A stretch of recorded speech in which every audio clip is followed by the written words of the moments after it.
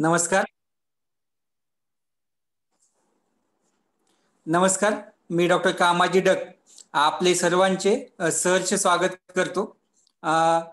दिगंबरराव बिंदू कला वाणिज्य व विज्ञान महाविद्यालय भोकर जी नांदेड आणि कला महाविद्यालय भिगवण ता इंदापूर जी पुणे यांच्या संयुक्त विद्यमानाने ओळख मूर्ती ही व्याख्यानमाला सुरू आहे. या व्याख्यानमालाचे आजचे 11वे पुष्प आहे. या व्याख्यानमालेत श्री अनिल दुधाने सर, मेकॅनिकल इंजिनियर, इतिहासाचे मूळ साक्षीदार विरगळ आणि सतीश शिळा या विषयावर सविस्तर मार्गदर्शन करणार आहेत. श्री अनिल दुधाने सर यांचं मूळ गाव हिंगल पाचगणी तालुका महाबळेश्वर जी सातारा, सध्या वास्तव्य चिंचवड काळेवाडी फाटा थेरगाव पुणे, नोकरी INA Bearing India Private Limited Talegaon येथे 20 वर्ष अविरत सेवा सुरू. माती वितरित शेती तंत्रज्ञान यात स्ट्रॉबेरी पिकासाठी 6 पुरस्कार प्राप्त. 2014 साली कृषी किमयागार पुरस्कार, 2015 मध्ये समृद्ध किसान पुरस्कार, तसेच 2015 मध्ये मी मराठी पुरस्कार, 2016 मध्ये सह्याद्री कृषी सन्मान पुरस्कार, 2017 मध्ये फिनोलेक्स कृषी पुरस्कार, 2018 मध्ये सह्याद्री कृषीरत्न पुरस्कार, 2019 मध्ये राज्यस्तरीय सह्याद्री कृषी व सामाजिक पुरस्कार सरांनी भूषवलेले आहेत. 2019 मध्ये सर सातारा भूषण पुरस्कार त्यांना प्राप्त झालेला आहे. सर मूळ हे इंजिनियर क्षेत्रातले असून देखील इतिहास या क्षेत्राकडे त्यांची खूप अशी आवड आहे. इतिहास क्षेत्रामध्ये महाराष्ट्रातील जळगाव जवळपास 250 पेक्षा जास्त किल्ल्याचे अभ्यासपूर्ण भटकंती, महाराष्ट्राबाहेरील देखील 180 पेक्षा जास्त किल्ले सरांनी पाहिलेले आहेत. यामध्ये प्रामुख्याने राजस्थान, कर्नाटक आणि मध्य प्रदेश या राज्यात सरांच्या अभ्यासपूर्ण दौरे देखील राहिलेले आहेत. महाराष्ट्रातील प्रसिद्ध मंदिर, लेणी आणि शिल्प यांची अभ्यासपूर्ण भटकंती सरांनी केलेली आहे. राजपुरी लेणी, पाचगणी येथील संवर्धन व संशोधन पेपर, भारत इतिहास संशोधन मंडळ पुणे येथे सरांनी वाचन केलेलं आहे. विरगळवरील विविध राजवटी, पंथ, देवता यावरील रिसर्च पेपर सरांनी मुंबई विद्यापीठात येथे देखील वाचन केलेलं आहे. भारतातील गड किल्ले, मंदिरे, वाडे, लेणी, ऐतिहासिक ठिकाणे, ज्ञात अज्ञात ऐतिहासिक व्यक्तीच्या समाधी, स्मारक आणि विरगळ यांच्या 1 लाखापेक्षा जास्त स्वतः काढलेले छायाचित्र सराच्या संग्रही आहेत.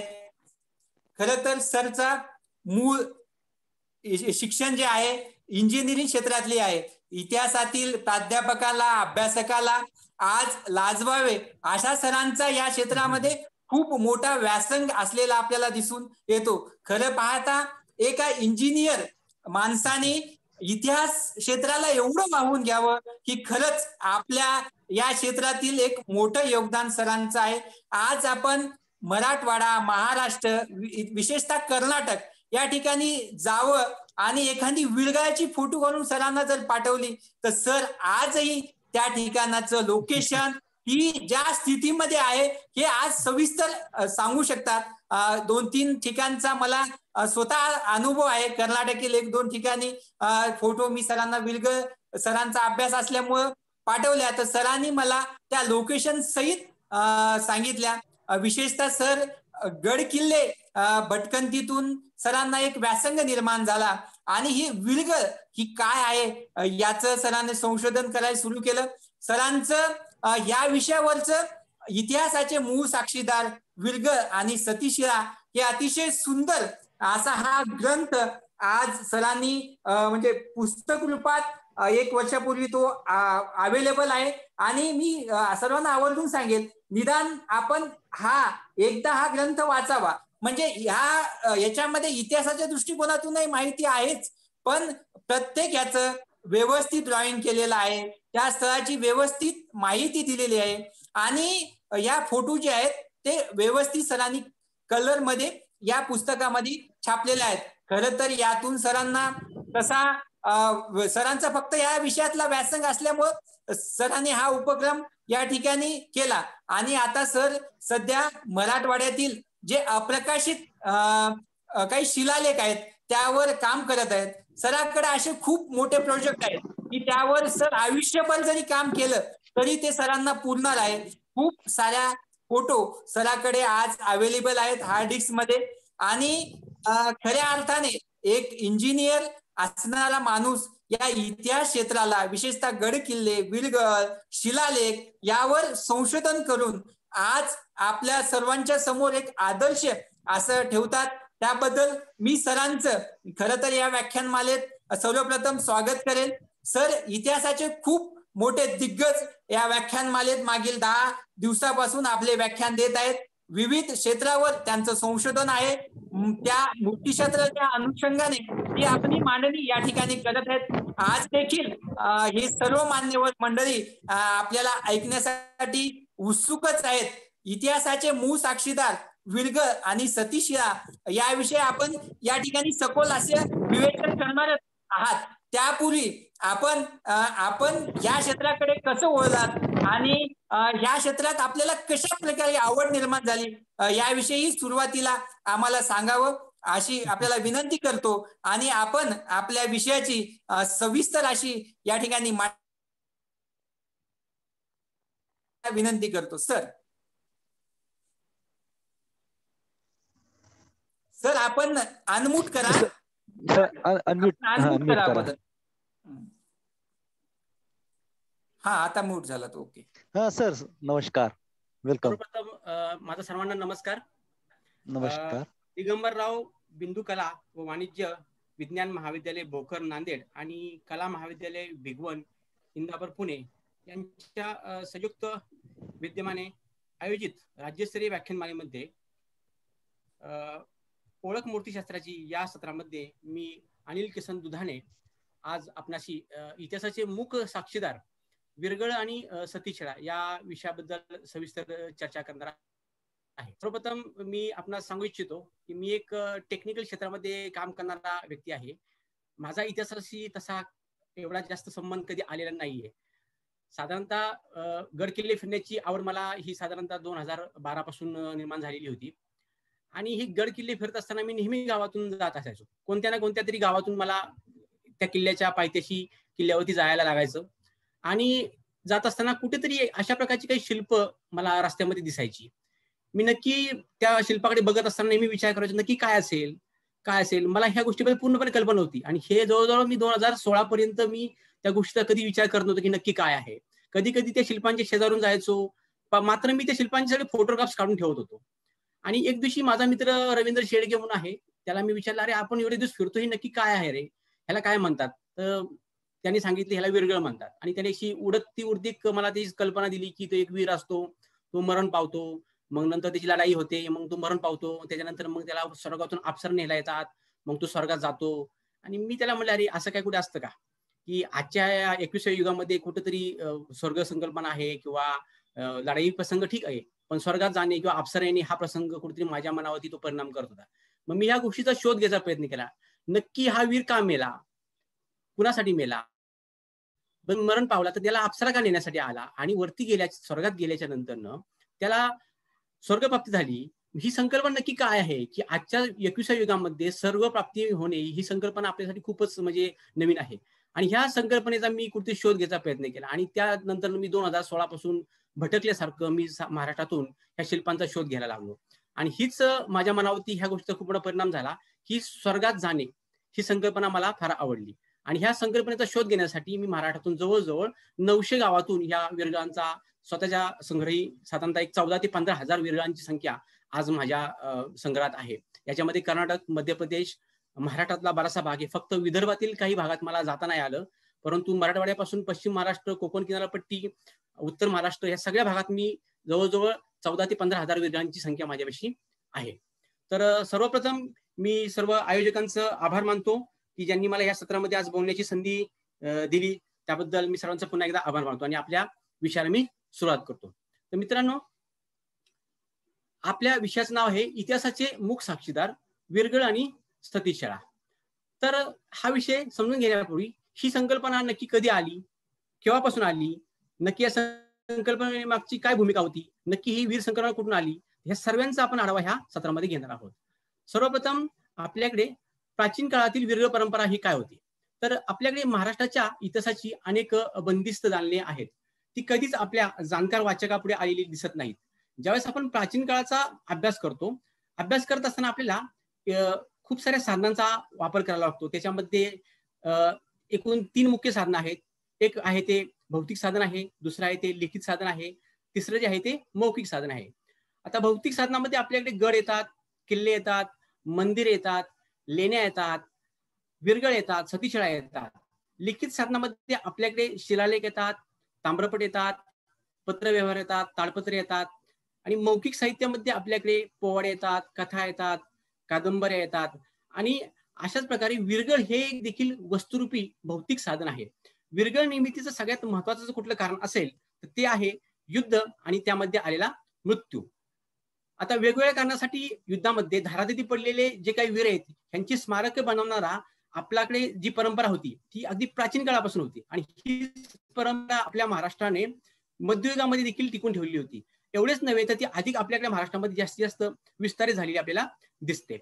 प्राचीन काळामध्ये कसं होतं की हिंदू राज्यकर्त्यामध्ये म्हणजे सातवाहन यादव असतील किंवा चालुक्य असतील ह्याच्यामध्ये आपल्याकडे जास्तीत जास्त करून हिंदू राज्यकर्त्यामध्ये जास्तीत जास्त संघर्ष होते. पण मध्ययुगामध्ये आपल्याकडे हिंदू आणि मुसलमान ह्या राज्यकर्त्यामध्ये जास्तीत जास्त संघर्ष झालेला आपल्याला दिसतो.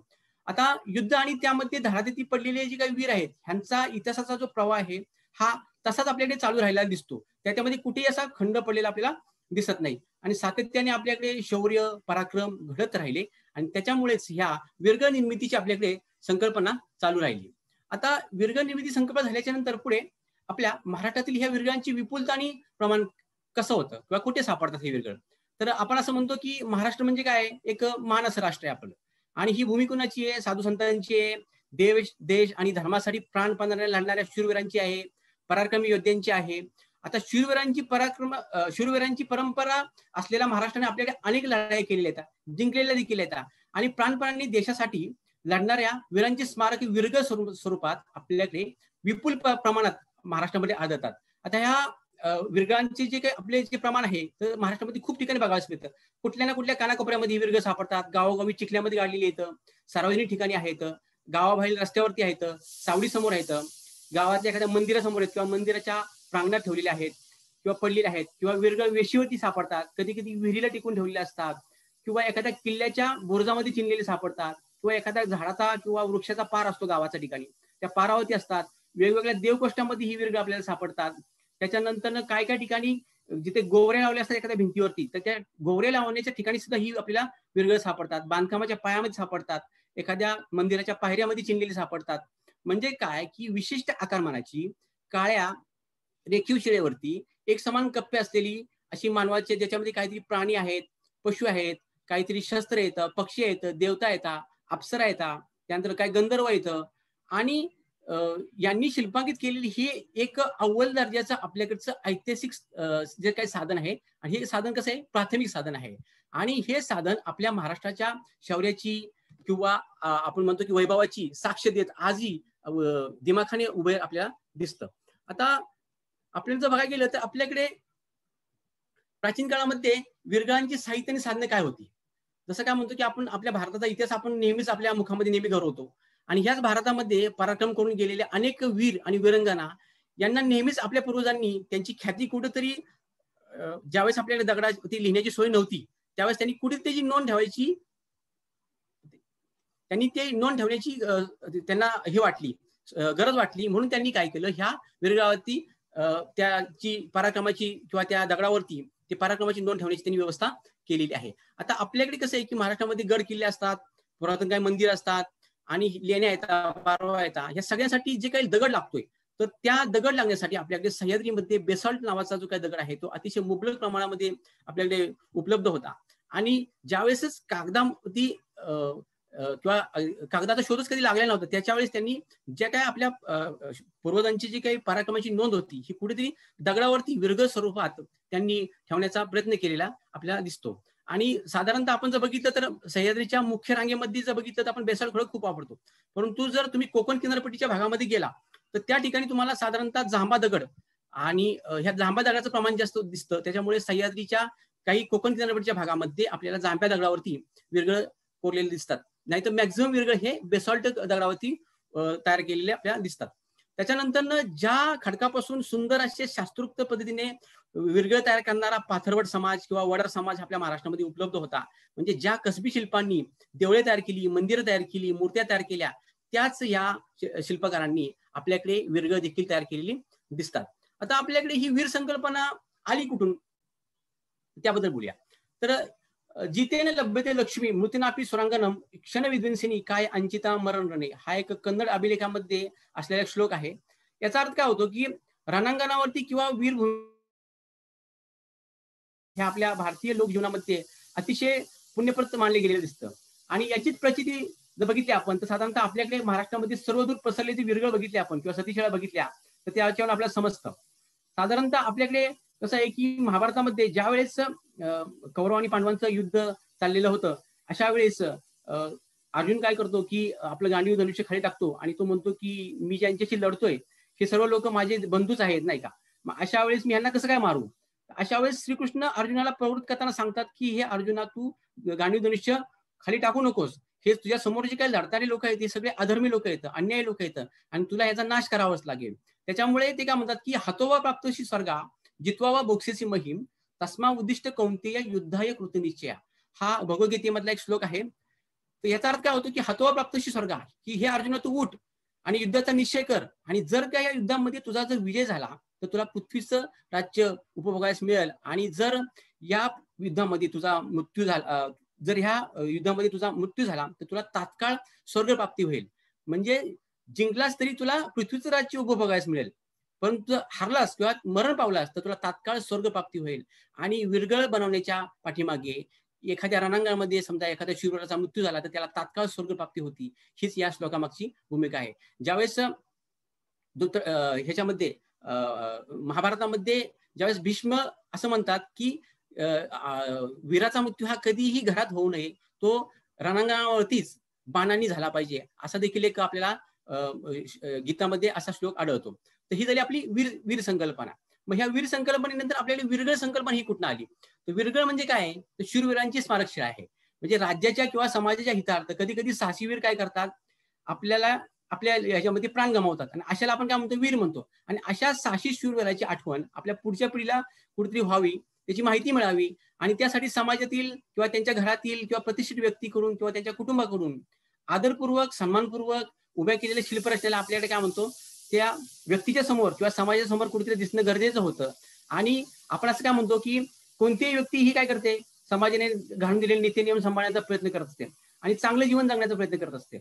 असे चांगले जीवन जगते की जे त्याच्या मृत्यूनंतर समाजाने कधी विसरू नये, स्मरण ठेवावे. आणि या संकल्पनेतच कुठेतरी विरगळ तयार झालेले दिसतात. म्हणजेच काय की आपल्या भारतीय संस्कृतीमध्ये जिवंतपणी समाजासाठी केलेलं काम हे एक पुण्यकर्म समजलं जातं. आणि ह्याच्याबरोबर आपल्याकडे भारतीय संस्कृतीमध्येच मृत्यू हे देखील काय एक दैवी घटना समजली जाते. विशेषतः समजा एखाद्याचा जीव म्हणजे दुसऱ्याचा जीव वाचवण्यासाठी आलेला मृत्यू हा आपल्या समाजाकडून नेहमीच आदरणीय ठरवला जातो. आणि अशा पुण्यवान आणि शूर पराक्रमी वीरांची स्मृती कुठेतरी जतन करण्यासाठी आपल्याकडे ही विरगळ संकल्पना आपल्या महाराष्ट्रामध्ये किंवा आली.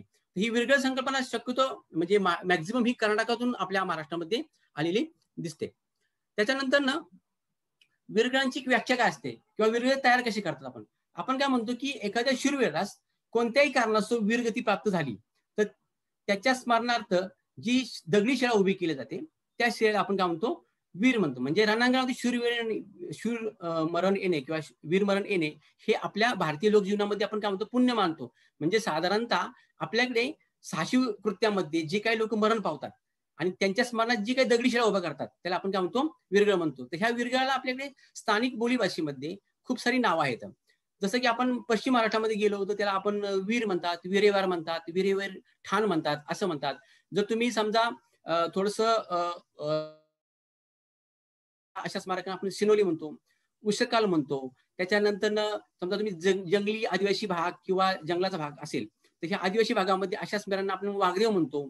उत्तर भारतामध्ये तुम्ही समजा गेला तर त्याला वीरब्रह्म नावाचा एक शब्द आहे. त्यानंतर तुम्ही केरळच्या परिसरात गेला तर त्याला तर्रा असं म्हटलं जातं. तर तर्रा म्हणजे काय असतो तर एक कलगीतुरा असतो किंवा चबुतरा म्हणतो आपण, किंवा तराचा अर्थ समाधीशिळा असं पण होतो, किंवा चैत्य हा शब्द देखील आपण विरगासाठी आपल्याकडे काही ठिकाणी वापरला असतो. चैत्य हा शब्द चिता किंवा शव ह्या शब्दापासून तयार झालेला असतो. त्याच्यानंतर कर्नाटकामध्ये ह्याला वीरकल्लू म्हणजे वीराचा दगड, कल्लू म्हणजे दगड आणि वीर म्हणजे वीरकल्लू म्हणजे वीर म्हणतात. तर इंग्लिश भाषेमध्ये याला आपल्याकडे हिरो स्टोन्स असा म्हणतात.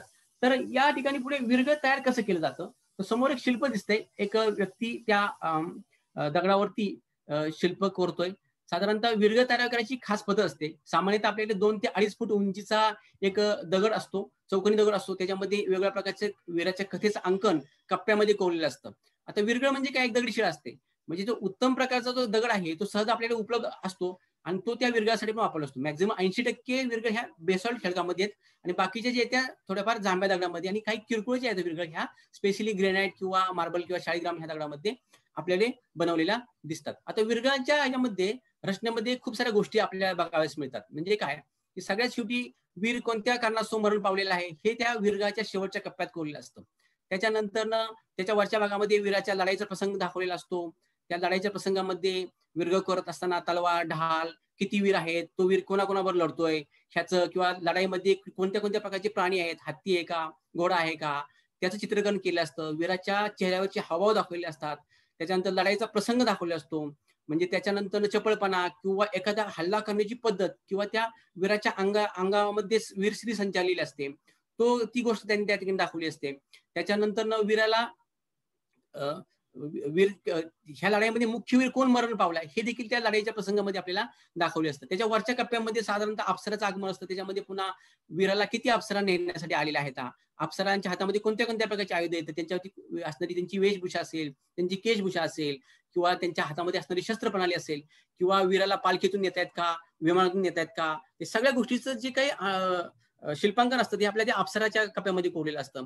त्याच्या वरच्या कप्प्यामध्ये स्वर्ग, त्याला आपण स्वर्गप्राप्ती आपण म्हणतो, ह्या कप्प्यामध्ये की वीर स्वर्गात गेल्याच्या नंतर त्याचा आराध्य दैवत कोणतं आहे, त्याच्यानंतर स्वर्गाचा प्रतिनिधी म्हणून त्या ठिकाणी एक पुरोहित असतो. त्या पुरोहितच्या पाठीमागे त्याचा अटेंडन्स किंवा त्याचा सेवक असतो. त्याच्यानंतर वीर कोणत्या आसनामध्ये बसलेला आहे शंकराच्या पूजा करत असताना ते सगळं आसनाचा प्रकार त्या ठिकाणी कोरलेला असतो. आणि त्याच्या वरच्या कप्प्यामध्ये साधारणतः त्या वीराचा कलशाचा भाग असतो, म्हणजे मोक्षप्राप्तीचा संकेत असणारा जो कलश आहे तो त्या ठिकाणी कोरलेला असतो. त्याच्यानंतर त्या कलशाच्या शेजारी कुठेतरी सूर्य, चंद्र अशा देखील प्रकारचं आपल्याकडे अंकन कोरलेलं असतं. तर हे झालं साधारणतः विरगळ तयार करण्याची पद्धत. तर ह्या विरगळाचे साधारणतः आपल्याकडे 4 ते 5 भागामध्ये वर्गीकरण केलं जातं. त्याच्यामध्ये आपण बघितलं तर सगळ्यात शेवटी इथे वीरमरण म्हणजे वीराचं मरण कोणत्या कारणास्तव झाले त्याचं कारण त्या खालच्या कप्प्यात कोरलेलं असतं. त्याच्यावरती लढाईचा प्रसंग असतो. कधी कधी लढाईमध्ये पुन्हा पायदळ, घोडदळ, हातीदळ ह्या वेगवेगळ्या प्रकारच्या लढाईचे प्रसंग त्या ठिकाणी कोरलेले असतात. त्याच्यानंतर त्याच्यावरती स्वर्गारोहण एक असतं, त्याच्यावरती स्वर्गप्राप्ती आणि वरच्या शेवटी कलश प्राप्ती असे साधारणतः विरगाची आपल्याकडे सर्वसाधारण 5 ते 6 भागामध्ये केले असतं. कधी कधी लढाईचा प्रसंग हा 2 कप्प्यामध्ये किंवा 3 कप्प्यामध्ये देखील कोरले असतो. मात्र स्वर्गप्राप्ती आणि स्वर्गारोहण आणि कलशारोहण हे तिन्ही कप्पे हे कॉमनली आपल्याला सारखे असतात. त्याच्यानंतर साधारणतः आपण जर बघितलं पुढे तर विरगांचे सर्वसाधारण रचना आणि आकार हे आपल्या महाराष्ट्रामध्ये दिसणारे आहेत. तर ते हे साधारणतः अशा प्रकारे आपल्याला दिसतात. वरचा भाग हा गोलाकार किंवा कोनिकली त्रिकोणी असतो. काही ठिकाणी स्तंभ विरगळ हा चतुर्भुज विरगळ सारखा असतो, तो चौकोनी कोरलेला असतो. त्याच्यानंतर काही विरगळ हे आयताकृती असतात, चौकोनी असतात. काही विरगळ हे त्रिकोणी असतात. काही विरगळ हे गोलाकार स्वरूपात देखील असतात. काही विरगळावरती विविध कप्प्यांचे म्हणजे एकाच शिळेवरती 9 ते 10 किंवा 16 प्रकारचे कप्पे एकाच विरगळावरती कोरलेले असतात. काही विरगळांना 2 कलश 3 कलश असतात. तर अशा प्रकारे ह्या विरगळांच्या रचना आणि आकार आपणास महाराष्ट्रामध्ये बघावयास मिळतात. हे झालं साधारणतः विरगाचे आकार आणि प्रकार. जे आपण मागाशी पाहिलं त्याचीच एक उदाहरण म्हणून समोर स्लाइड आहे. त्याच्यामध्ये आपल्याला विरगाचा चौकोनी, आयताकृती, स्तंभ विरगळ, त्याच्यानंतर 2 प्रसंगाचे विरगळ, गोलाकार विरगळ, त्रिकोणी विरगळ, विविध कप्प्याचा विरगळ अशा प्रकारे ह्याची मांडणी केली जाते. आपल्याकडे अजून एक प्रकार असतो त्याला म्हणतात स्तंभ विरगळ किंवा त्याला 4 साइडेड हिरोस्टोन्स असे पण देखील म्हणतात. म्हणजेच चतुर्भुज विरगळ. ह्याच्यामध्ये काय होतं की विरगळाचा जो चित्रीकरण केलेलं असतं ते विरगाच्या चारही बाजूने केलेलं असतं. म्हणजे एकाच कुटुंबातील 4 वीर किंवा एकाच गावातील 4 वीर ह्यांच्या लढाईचं अंकन एकाच दगडी शिळेवरती केलेलं असतं. म्हणजे त्यांच्या लढाईचे जे काही सर्व प्रसंग असेल किंवा त्यांच्या जीवनातला किंवा जो काही प्रसंग आहे तो पूर्णपणे त्याच्या चारही बाजूनी अंकित केलेला असतो. याला आपण स्तंभ विरगळ असे म्हणतो. त्याच्या वरच्या बाजूला कलश म्हणून वरती अशा प्रकारची एक टोपी कोरलेली असते की त्याला आपण कलश म्हणतो. त्याच्यानंतर पुढचा एक प्रकार आहे आपल्याकडे पशुधन निदर्शक विरगळ. साधारणतः आपल्याकडे महाराष्ट्रामध्ये सर्रास आपल्याकडे जो विरगळावरती बघा जो प्रकार मिळतो तो आहे पशुधन निदर्शक विरगळ. म्हणजेच काय, साधारणतः आपल्याकडे प्राचीन पशुपालक संस्कृतीच्या पासून समाजाच्या जीवनशैलीचा मूलभूत पाया कुठला आहे तो बघितलं तर तो आहे शेती. म्हणजे पूर्वीच्या काळी व्यावसायिक दृष्टिकोनातून जीवन जगण्याची जी काही साधनं होती त्या साधनामध्ये शेती हे आपलं काय होतं, मुख्य साधन होतं. आता शेती म्हटलं आपण तर त्याच्यामध्ये मुख्य साधन काय आलं की गाय आला, प्राणी आलं, बैल आला, म्हैस आला, हे होती. आणि शेती हा जरी आपला मुख्य व्यवसाय असला तरी त्याला जोडधंदा म्हणून त्या ठिकाणी आपण वेगवेगळ्या प्रकारचे पशुपालन करावे. त्याच्यामध्ये समजा काही कोंबड्या असतील, बकऱ्या असतील, शेळ्या असतील, ह्यांचं किंवा बैल असतील किंवा खेचरे असतील, ह्याचं देखील आपण त्यांनी पशुपालन करत होतो. म्हणजे प्रत्येक गावामध्ये काय केलं जायचं, पशुपालन केलं जायचं. आणि साहजिकच त्याच्यामुळे पशुधनाचं संरक्षण करणं ही एक जीवनाची महत्वाची आपल्याकडे बाब होती.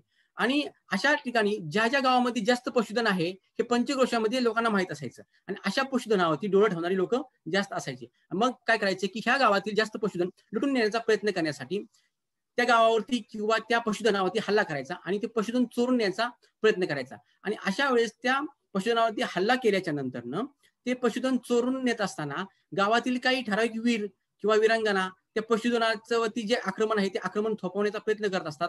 आणि ते आक्रमण थोपवत असताना किंवा त्या लढाईचा प्रतिकार करत असताना त्या लढाईमध्ये त्या लोकांचं वीरमरण होतं. आणि अशा प्रकारच्या लढाईमध्ये जे वीरमरण पावतात त्यांना पशुधन निदर्शक विरगळ आपण असे म्हणतो. हे विरगळ आपल्याकडे ओळखण्याची सगळ्यात महत्वाची खुंज कोणती असेल तर विरगळाच्या सगळ्यात शेवटच्या कप्प्यात बघायचं. सगळ्यात शेवटच्या कप्प्यामध्ये अशा प्रकारचं पशुधन त्या ठिकाणी उभं दाखवलं असतं. याचा अर्थ काय असतो की हे जे विरगळ आहे किंवा हा जो वीर मरण पावलेला आहे तो पशुधनाचं संरक्षण करत असताना वीर मरण पावलेला आहे. कधी कधी ते पशुधन वीराच्या पाठीमागे दाखवलं असतं, कधी कधी खालच्या बाजूला दाखवलं असतं, कधी कधी ते पशुधन वीराच्या अंगावर दाखवलं असतं. असा एक प्रकार असतो. काही वेळेस काय होतं की पशु हल्ला देखील होत असतो. आता पशु हल्ला म्हणजे काय की कधी कधी गाव अख्खं लुटून येत असतात. म्हणजे मग अशा वेळेस काय होतं की ते जे काही शत्रू आहेत ते त्या पशुधनाच्या मागे लागलेले असतात आणि पशुधन असं सैरावर धावत असतं आणि त्या ठिकाणी तो पशुधन असं सैरावर धावत असताना ते वीर त्या पशुधनाच्या मागे लागलेले असतात आणि ते पशुधन हाकलून नेण्याचा प्रयत्न करत असतात. तर अशाच प्रकारचा एक शिलाखंड आपणास वेळापूरचं संग्रहालय जे आहे सोलापूर जिल्ह्यातलं तर त्या ठिकाणी माळशिरस तालुक्यातलं तर त्या ठिकाणी अशाच प्रकारचा एक शिलाखंड त्या संग्रहालयामध्ये उपलब्ध आपणास बघावयास मिळतो. पशुधन नंतर त्यानंतर पशु हल्ला म्हणून एक प्रकार असतो. आता पशु हल्ला म्हणजे काय तर कधी कधी एखाद्या बैलाच्या धडकेमध्ये समजा एखादं पशुधन पळून नेत आहेत आणि अशा वेळेस त्या प्राण्याची एखाद्या व्यक्तीला धडक बसली आणि धडक बसल्याच्या नंतर समजा तो एखादा व्यक्ती मरण पावला तर त्याचं देखील विरगळ आपल्याकडे महाराष्ट्रामध्ये बनवत होते. अशा विरगळाला आपण पशु हल्ला निदर्शक विरगळ असे म्हणतो. त्याच्यानंतर पुढचा एक प्रकार आहे की पशुचे अंकन असलेले विरगळ. म्हणजे काय होतं की विरगळावरती फक्त आपण वीरच मरण पावतात का तर असं नाहीये, तर प्राणी देखील मरण पावतात. म्हणजेच काय की आपण म्हणतो की प्रामाणिकपणा लढाऊपणा हा काही माणसामध्ये नसतो, तो एखाद्या पाळीव प्राण्यामध्ये देखील असतो. विशेषतः समजा एखादा एक कुंभार आहे आणि या कुंभाराला त्याचं गाढव प्रिय आहे म्हणजे आणि त्याच्यावरती समजा काही संसार चालू आहे, जीवन चालू आहे आणि समजा त्या गाढवाने खूप वर्ष काम केलं आणि नंतर ते गाढव त्या कामामध्ये किंवा त्या गोष्टीमध्ये समजा मरण पावलं तर साहजिकच त्या मालकाला त्या गाढवाबद्दल किंवा त्या प्राण्याबद्दल कृतज्ञता निर्माण होणं साहजिकच आहे. आणि अशा प्राण्याच्या प्रेमापोटी ते काय करायचं की त्या व्यक्तीचं किंवा त्या प्राण्याचं कुठे ते स्मारक रूपी बनवायचा प्रयत्न ते लोक करायचे. मग अशा ठिकाणी एखादा पाळीव कुत्रा असेल किंवा एखादा घोडा असेल किंवा गाढव असेल किंवा हत्ती असेल एखादा आवडीचा तिथे त्या प्राण्यांचं काय करायचं विरगळ तयार केलं जायचं. आणि अशा प्रकारची विरगळाची विरगळ बनवलेली संख्या आपल्याकडे कर्नाटकामध्ये खूप ठिकाणी आपल्याला बघावयास मिळते. तर कर्नाटकामध्ये आपल्याकडे एक विरगळ आहे त्या ठिकाणी एका कोंबड्याने आपल्या मालकाचा जीव वाचवायचा प्रयत्न केलेला आहे. म्हणजे त्या मालकावरती हल्ला झालेला आहे आणि त्या हल्ला पडताळून लावण्यासाठी त्या कोंबड्याने त्या शत्रू सैन्यावरती आक्रमण केलेलं आहे आणि त्या आक्रमणामध्ये त्या कोंबड्याचा मृत्यू झालेला आहे. आणि अशा प्रकारचा शिलालेख त्या विरगळावरती कोरलेला आहे. शेजारी अजून एक कुत्र्याचं विरगळ दाखवलेलं आहे की त्या मालकावरती शत्रूचा हल्ला झालेला आहे आणि त्या मालकाचा जीव वाचवण्यासाठी त्या कुत्रा प्रयत्न करतोय, मात्र त्या हल्ल्यामध्ये त्या कुत्र्याचा देखील मृत्यू झालेला आहे. आणि अशा प्रकारचा शिलालेख त्या वीरगावाती त्या ठिकाणी कोरलेला दिसतोय. पुढे किटली नावाचे गाव आहे. त्या किटली नावाच्या गावामध्ये लढाई करत असताना हे ते घोडदळाचं युद्ध आहे. आणि या घोडदळाच्या युद्धामध्ये आपल्याकडे एका घोड्याचा मृत्यू झाला, म्हणजे वीराचा तर मृत्यू त्या लढाईत झालेलाच आहे, शिवाय एका घोड्याचा देखील मृत्यू झालेला आहे. आणि त्या वीरगळावरती खालच्या बाजूला वीराच्या बरोबर वरती घोड्याचं देखील अंकन कोरलेलं आहे. तर याला म्हणायचं पशुचं अंकन असलेली वीरगळ. त्याच्यानंतर आपल्याकडे महत्वाची बात म्हणजे काय की मॅक्झिमम वीरगळ हे आपल्याकडे लढाई निदर्शक आहेत. आता आपल्याकडे काय म्हणतो की प्राचीन काळामध्ये राजेशाही होती, त्याच्यामुळे साम्राज्य विस्तार, राज्यरक्षण असेल किंवा परचक्र असेल, ह्या कारणातून काय व्हायचे की आपल्याकडे लढाईना तोंड फुटायचं. आणि लढाई हा प्राचीन आणि मध्ययुगीन जीवनाचा स्थायीभावच असल्यामुळे सातत्याने आपल्याला लढाई होत राहिलेल्या आहेत. त्याच्यामुळे काय व्हायचं की दोन्ही बाजूच्या लष्कराकडे बरेचसे पराक्रमी वीर काय करायचे, धारातीर्थी पडायचे. म्हणजे समजा ज्या ज्या गावातले जे काही वीर आहेत किंवा ज्या ज्या राज्यातले वीर आहेत ते काय व्हायचे, धारातीर्थी पडायचे. मग प्रस्तुत काय व्हायचं, त्या गावामध्ये त्या वीरांची स्मारकं वीरगळ स्वरूपात लोक तयार करायची. त्याच्यामध्ये कोणाचा हुद्दा लहान असेल, कोणाचा हुद्दा मोठा असेल, त्याच्यानुसार मग कोण पायदळाचा अधिकारी, कोण घोडदळाचा अधिकारी, कोण हातीदळाचा अधिकारी, त्या अधिकाराच्या ह्याच्यानुसार म्हणजे पोस्टनुसार त्या ठिकाणी काय करायचे, त्याचे विविध प्रकार पाडले जायचे. मग त्याच्यामध्ये पायदळ असेल, घोडदळ असेल किंवा वेगवेगळ्या प्रकारचे शस्त्र वापरणारे व्यक्ती असेल, त्यांच्या शस्त्रानुसार देखील त्यांची काही वेगवेगळ्या प्रकारचे प्रकार आपल्याकडे बघायला मिळतात. तर आपल्याकडे सर्रास महाराष्ट्रामध्ये जो काही प्रकार बघायला मिळतो त्याच्यामध्ये पायदळ निर्देशक वीरगळ असतो. तर पायदळ निर्देशक वीरगळामध्ये काय असतं की बहुतांशी हा प्रकार आपल्याला बघायला मिळतो. ह्याच्यामध्ये काय असतं की वीरगळाच्या सगळ्यात शेवटच्या टप्प्यामध्ये वीर हे पायीच शत्रू सैन्यावरती आक्रमण करत असतात. समजा एक मुख्य वीर असतो, मग त्याच्या समोर शत्रू सैन्यामध्ये 2 असतात किंवा 3 वीर असतात. ते हातामध्ये ढाल, तलवार, भाला किंवा वेगवेगळ्या प्रकारचे धनुष्यबाण घेऊन ते एकमेकावरती लढत असतात. काही ठिकाणी समजा एक लढाईमध्ये वीर जिंकला तर त्याच्यावरती पुढची दुसरी लढाई असते. समजा पायदळाची समजा त्याने 2 शत्रू बरोबर विजय मिळवला आणि नंतर पुन्हा त्याच्यावरती पुन्हा दुसऱ्या शत्रूंनी आक्रमण केलं, तर पुन्हा दुसरी लढाई झाली. त्या दुसऱ्या लढाईमध्ये तो वीर मरण पावला आणि नंतर त्याचं वीरगळ वरती त्याला वरती अप्सरा नेण्यासाठी आल्या आणि नंतर त्याला स्वर्गप्राप्ती झाली. तर अशाच प्रकारचे वीरगळाला आपण पायदळ निर्देशक वीरगळ असे म्हणतो. पायदळ निर्देशक वीरगळामध्ये सर्रासली ढाल, भाला किंवा तलवार ह्यांचा जास्तीत जास्त करून आपल्याला उपयोग केला जातो. काही ठिकाणी पायदळ निर्देशक वीरगळामध्ये आपल्याकडे धनुष्यबाणाचा देखील मॅक्झिमम उपयोग केला जातो. म्हणजे जो काही वीर असेल तो हातामध्ये तीर कमान घेऊन किंवा धनुष्यबाण घेऊन तो शत्रू सैन्यावरती लढत असताना आपल्याला दिसतो. त्याला म्हणायचं पायदळ निर्देशक वीरगळ. आता पायदळ निर्देशक वीरगळाच्या नंतर आपल्याकडे पुढचा जो प्रकार असतो त्याला म्हणतो आपण घोडदळ निर्देशक वीरगळ. आता घोडदळ निर्देशक वीरगळामध्ये काय असतं की बहुतांशी या वीरगळामध्ये तळाच्या टप्प्यामध्ये घोडादळांचं किंवा शत्रू सैन्यामध्ये मॅक्झिमम घोडदळ असतं. म्हणजे दोन्ही सैन्यामध्ये घोड्याचा उपयोग केलेला असतो. ह्याच्यामध्ये जो मुख्य वीर आहे तो थोडासा मोठा दाखवलेला असतो. तो शत्रू सैन्यावरती विजेच्या वेगाने किंवा वायूच्या वेगाने त्या शत्रू सैन्यावरती आक्रमण करत असतो. त्याच्यानंतर शत्रू सैन्यामध्ये 3 ते 4 प्रकारचे घोडे दाखवलेले असतात. आणि ह्या वीराच्या हल्ल्यामध्ये शत्रू सैन्यातले जे काही वीर मरण पावले ते खालच्या बाजूला कुठे असे दाखवले असतात किंवा त्या वीरांनी त्यांची काही हल्ल्यामध्ये त्यांची आतडी अशी खाली बाहेर काढली दाखवत आहेत. त्याच्यानंतर तो जो वीर आहे त्याचा जो घोडा असतो तो सर्रासली त्याच्या घोड्याचे जे पाय असतात ते असे उंचावलेले दाखवले असतात आणि तो असा आकाशाकडे किंवा म्हणजे आपण म्हणतो की असा हवेमध्ये तो असा उंचावलेला दाखवलेला असतो. तर याला म्हणजे आपल्याला घोडदळ निर्देशक वीरगळ. कधी कधी काय होतं घोडदळ निर्देशक वीरगळामध्ये कधी कधी असं खूप मोठं सैन्य एखाद्या वीरावरती तुटून पडतं आणि अशा सैन्यामध्ये आपल्याकडे वीरगळ अशा प्रकारच्या याला वीरगळाला आपण घोडदळ निर्देशक वीरगळ असे म्हणतो. घोडदळ निर्देशक वीरगळामध्ये कधी कधी असं पण होतं की 2 लढाई दाखवतात. म्हणजे पहिल्या लढाईमध्ये वीर जिंकतो आणि दुसऱ्या लढाईमध्ये वीर मरतो आणि नंतर कधी कधी असंही होतं की कधी कधी वीर पायी असतो आणि शत्रू सैन्यामध्ये घोडदळ असतं. अशा प्रकारचे वीरगळ देखील आपल्याला कॉम्बिनेशन म्हणतो. म्हणजे घोडदळ आणि पायदळ असं देखील एकत्रित स्वरूप आपल्याला वीरगळामध्ये बघावयास मिळतं. घोडदळ नंतर पुढे महत्वाचं जे वीरगळ आहे त्याला आपण काय म्हणतो हत्तीदळ निर्देशक वीरगळ. आता कसं आहे की हत्ती हा काय एक भव्य प्राणी म्हणजे मोठा प्राणी आहे आणि हत्तीवरती ज्यावेळेस लढाई होत असते त्यावेळेस नेहमी हत्तीवरती राजा किंवा सेनेचा मुख्य प्रधान आपल्याला बघायला मिळतो. हत्तीदळाच्या लढाईमध्ये एक तर वीर हा हत्तीवरती असतो आणि त्याच्या पुढे बरेचसे हत्ती दाखवले असतात किंवा हा वीर हा पायीच असतो आणि शत्रू सैन्यामध्ये हत्तीदळ दाखवलेलं असतं. त्याच्यामुळे कधी कधी हत्तीदळामध्ये राजा हा अंबारीत बसलेला असतो आणि तो खाली शत्रू सैन्यावरती भाल्याने किंवा वेगळ्या धनुष्यबाणाने त्या शत्रूवरती आक्रमण करत असतो. कधी कधी काय होतं की हत्तीवरती भाला फेकत असताना जो हत्तीवरचा जो काही माहोत असतो तो आपल्या अंकुशाद्वारे त्या हत्तीला कुठेतरी काबूत करण्याचा प्रयत्न करत असतो. आणि अशाच प्रकारे कधी कधी काय होतं की हत्तीच्या पायी देखील बरेचसं सैन्य मरण पावलेलं दाखवलं असतं.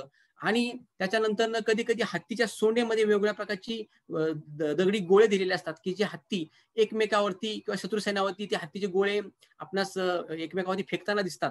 आणि अशा प्रकारच्या लढाईला आपण हत्तीदळ निदर्शक वीरगळ असे म्हणतो. कधी कधी हत्तीला काबूत करण्यासाठी वीर हातामध्ये किंवा त्या हत्तीला मारण्यासाठी वीर हातामध्ये गुर्ज नावाचं एक शस्त्र असतं.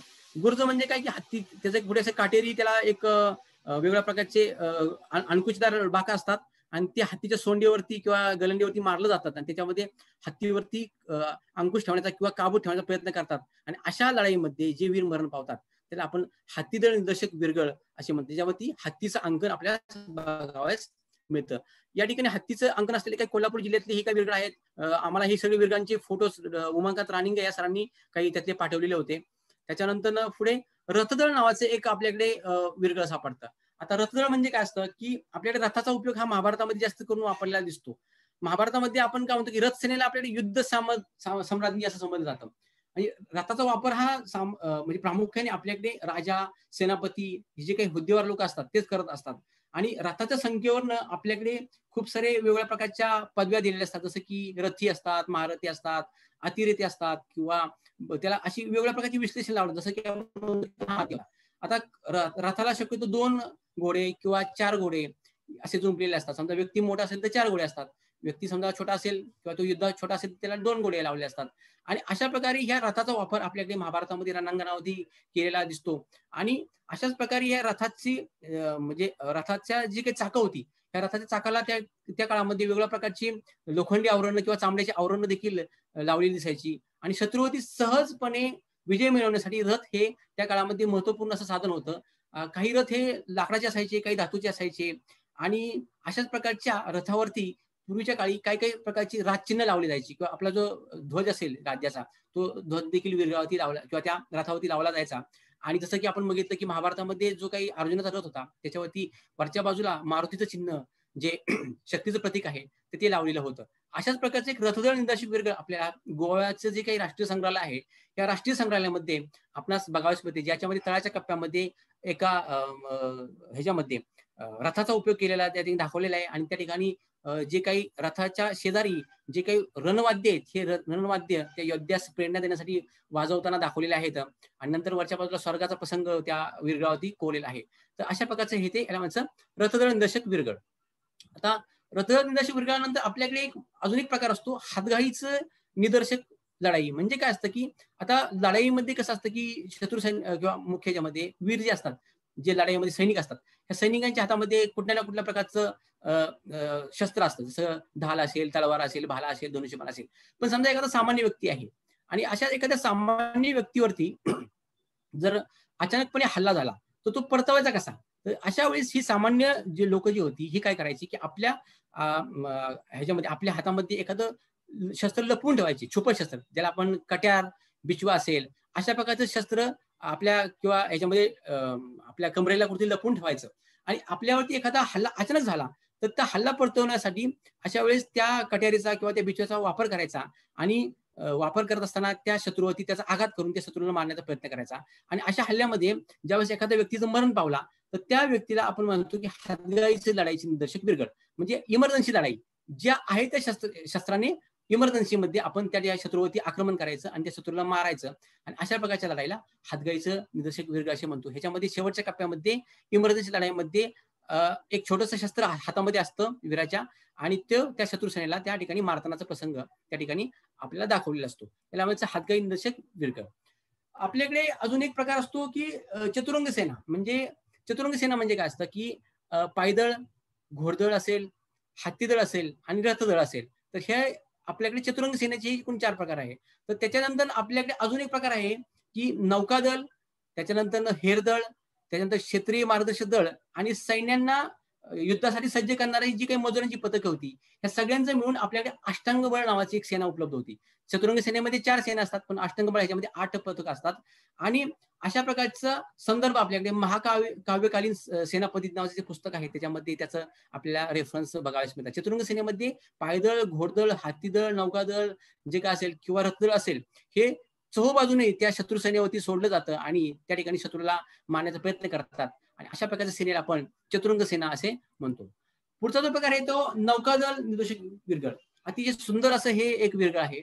ही विरगळ ओळखण्याची सगळ्यात महत्वाची खूण कोणती असती तर त्या ठिकाणी शेवटच्या कप्प्यामध्ये नौकेचं चित्र आपल्याकडे कोरलेलं असतं. आपल्याकडे प्राचीन भारतामध्ये आरमार किंवा होडी उभारणं ही एक फार जुनी संकल्पना आहे.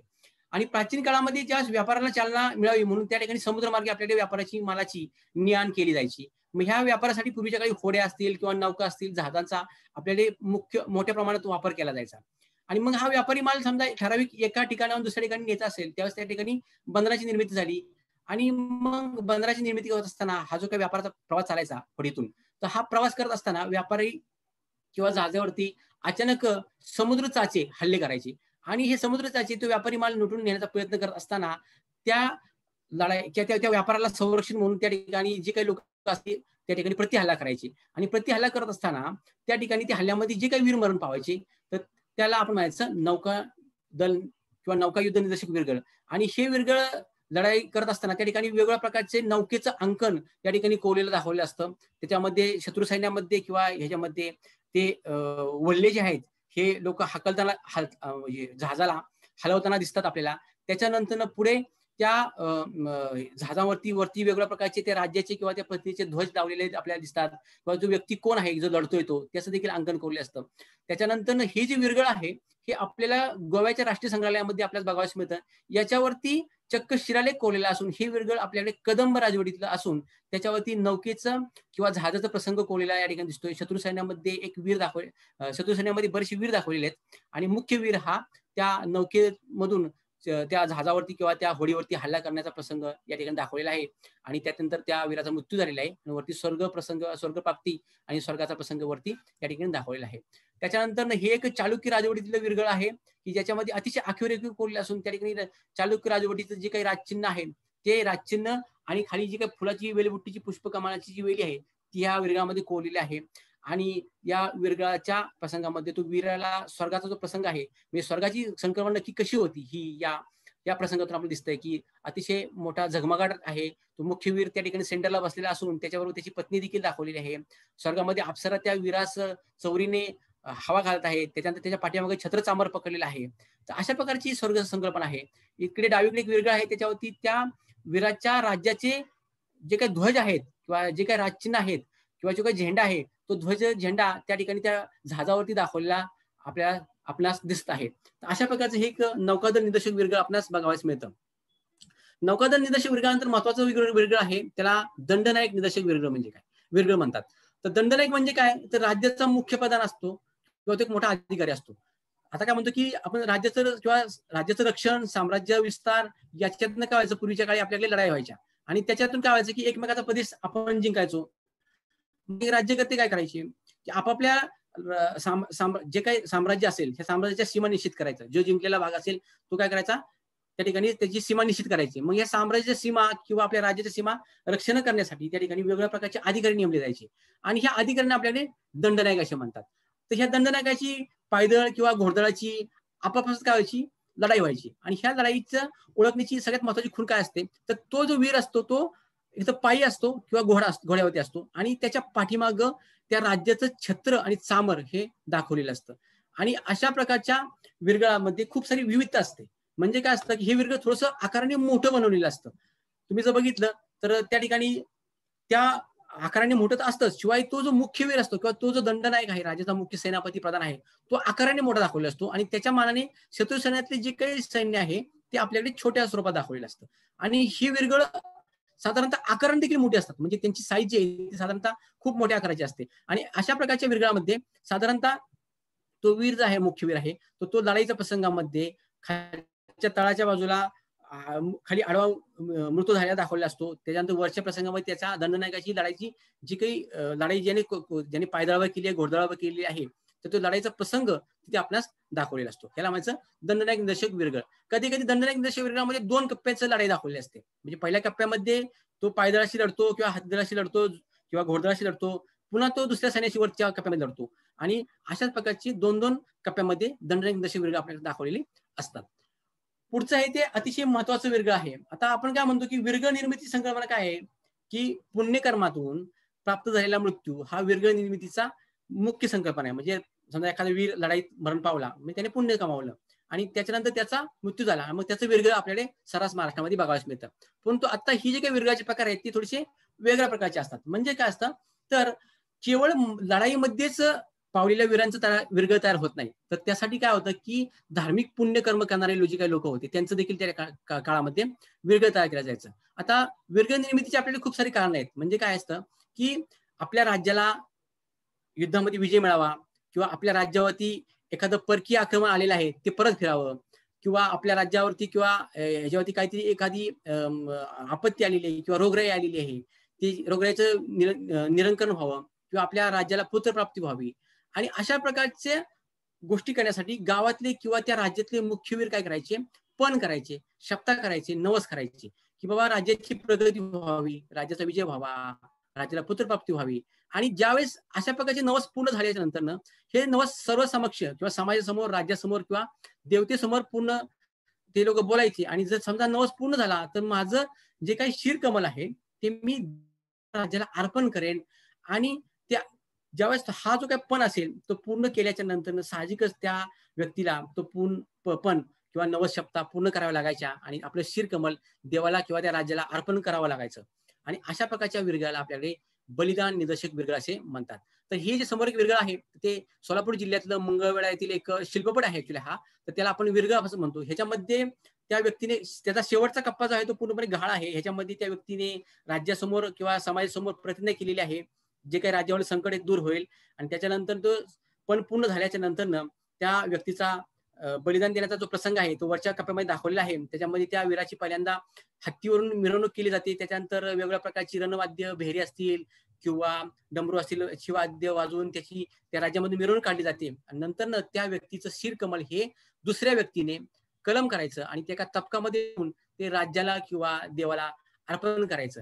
साहजिकच अशा प्रकारची विरगाची किंवा वीराची माहिती कळल्यानंतर स्वर्गातून त्याला तात्काळ अप्सरा नेण्यासाठी येतात. मग अशा वीराची अप्सरा नेण्यासाठी त्या ठिकाणी 5-6 अप्सरा ह्या वाजत गाजत त्या वीराला स्वर्गामध्ये घेऊन जातात. नंतर स्वर्गामध्ये देखील त्या वीराचा आराध्य दैवत जे काय असेल त्या आराध्य दैवतेनुसार त्याची विधिवत पूजा त्या ठिकाणी केलेली आपल्याला दिसतात. त्यातनं स्वर्गाचा प्रतिनिधी त्या ठिकाणी पुरोहित या ठिकाणी दाखवला असतो. तर हे झालं बलिदान निदर्शक विरगळ.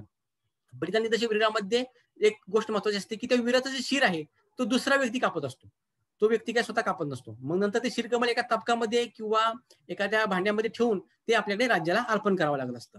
आता बलिदान निदर्शक विरगळामध्ये कधी कधी काय होतं की स्त्रियांचं देखील बलिदान त्या ठिकाणी केलेलं आहे. या ठिकाणी एक विरगळ आहे आपल्याला जळगाव जिल्ह्यामध्ये नाशिक जिल्ह्यामध्ये मला हे विरगळ मिळालेलं आहे. त्या ठिकाणी एका स्त्रीचा बळी दिलेला आहे आणि त्या स्त्रीने तो नवस पण शपथा केलेला आहे आणि नंतर त्या स्त्रीला स्वर्गातून अप्सरा एका पालखीतून घेऊन जाण्याचा प्रसंग त्या ठिकाणी दाखवलेला आहे.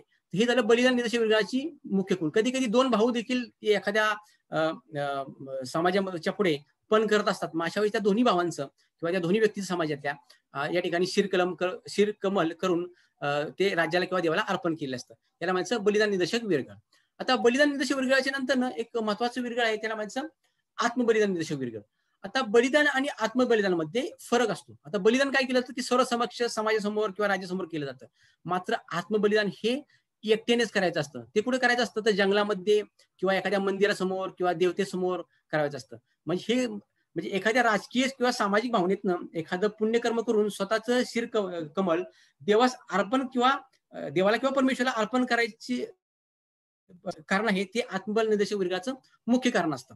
आणि अशा प्रकारच्या विरगळामध्ये तो वीर काय करतो की जंगलामध्ये जातो आणि स्वतःचं शिरकमल स्वतःच्या हाताने कापून तो देवाला समोर अर्पण करत असतो. किंवा कधी कधी काय होतं की कधी कधी एखादा हे असतो सुळाचा पाषाण असतो किंवा सुळाचा खांब असतो उभा, हा खांब काय केला असतो ह्या खांबाच्या समोर किंवा त्रिशूळ खांब असतो त्याला म्हणतात, तर त्या खांबाच्या समोर तो वीर काय करतो स्वतःचं शिर आपल्या डाव्या हाताने पकडतो आणि उजव्या हाताने तलवारीने ते कापून राज्याला किंवा समाजाला हे करण्याचा प्रयत्न करतो. पुढचं एक विरगळ आहे, त्याला म्हणायचं किल्ल्यावरील हल्ला निदर्शक विरगळ. आता आपल्याकडे किल्ल्याचे आपल्याकडे खूप सारे प्रकार आपल्यास बघायला मिळतात, की आपण जलदुर्ग म्हणतो किंवा स्थलदुर्ग म्हणतो, किनारेदुर्ग म्हणतो किंवा वनदुर्ग म्हणतो. तर आपल्याकडे विरगळ निर्मितीची ही एक वेगळी थोडीशी संकल्पना आहे किंवा वेगळी पद्धत आपल्याला दिसते. तर ही विरगळ किल्ल्याची ओळखण्याची सगळ्यात महत्वाची खुंज कोणती असेल, तर त्या ठिकाणी त्या विरगळाच्या कप्प्यामध्ये किल्ल्याच्या चर्या आणि तटबंदी ही कोरलेली असते. म्हणजे त्या विरगळाच्या बरोबर त्या ठिकाणी बरोबर अशी उजव्या बाजूला किंवा डाव्या बाजूला त्या किल्ल्याची तटबंदी ही दाखवली असते आणि त्याच्यावरती आपल्याला किल्ल्यावरती हल्ला झालाय का किंवा किल्ल्यावरचा हल्ला परतवण्याचा प्रसंग आहे का, त्या प्रसंगानुसार तो वीराचं अंकन त्या ठिकाणी कोरले असतं. समोर एक विरगळ दिसते, हे इंदापूर म्हणजे पुणे जिल्ह्यातील इंदापूर तालुक्यातील बावडा नावाचे गाव आहे. या गावातील एक विरगळ असून त्या ठिकाणी किल्ल्यावर हल्ला निदर्शक विरगळ म्हणजे मुख्य वीराने काय केलेले, या किल्ल्यावरती हल्ला करण्याचा प्रयत्न केलेला आहे आणि त्या हल्ल्यामध्ये त्या वीराचा मृत्यू झालेला आहे. म्हणजे त्या शत्रू सैन्याकडून त्या वीराचा मृत्यू झाल्यामुळे अशा प्रकारच्या विरगळाला किल्ल्यावरील हल्ला निदर्शक विरगळ असे म्हणतो.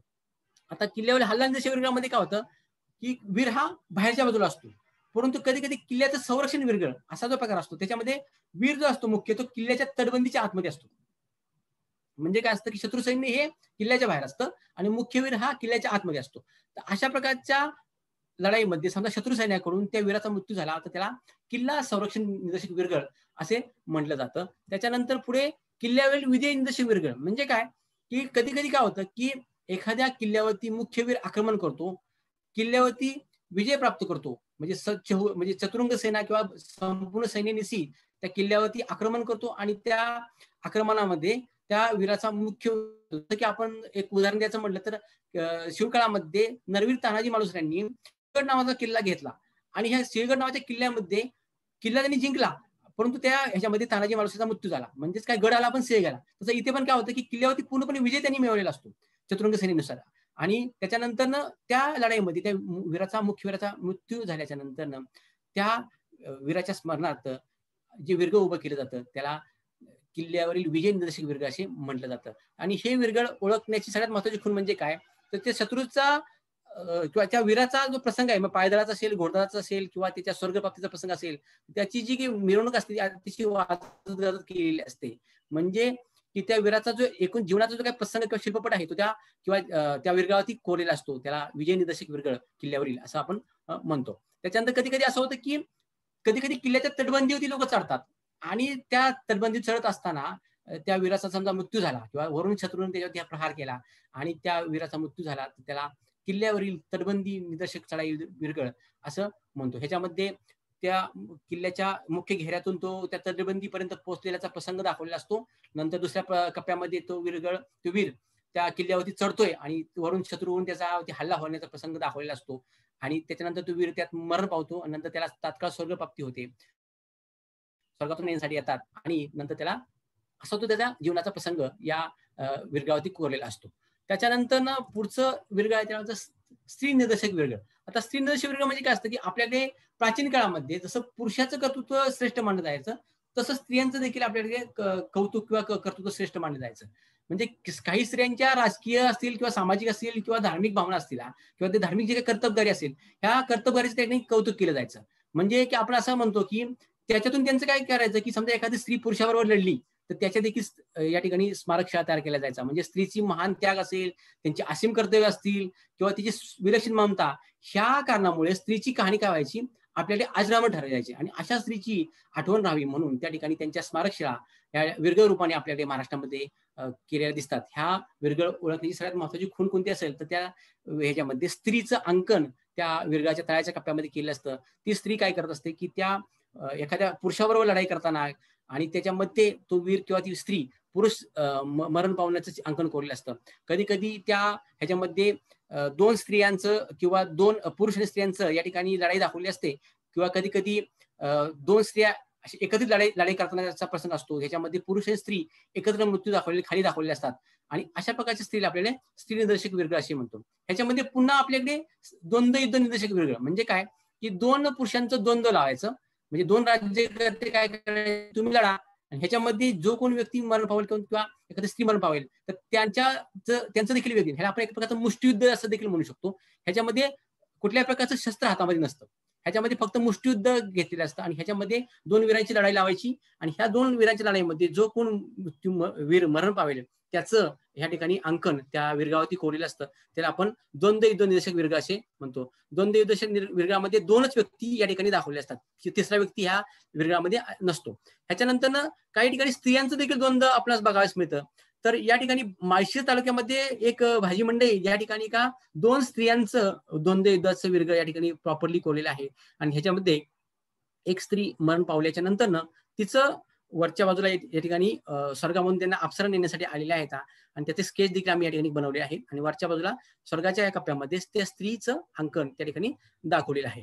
त्याच्यानंतर पुढचे जे विरगळ आहे त्याला म्हणायचं की मातृस्मृती निदर्शक विरगळ. आता काय की बहुतांशी विरगळामध्ये स्त्रिया आपल्याला दाखवल्या असतात पण हे एक वेगळा प्रकार आपल्याला बघायला मिळतो.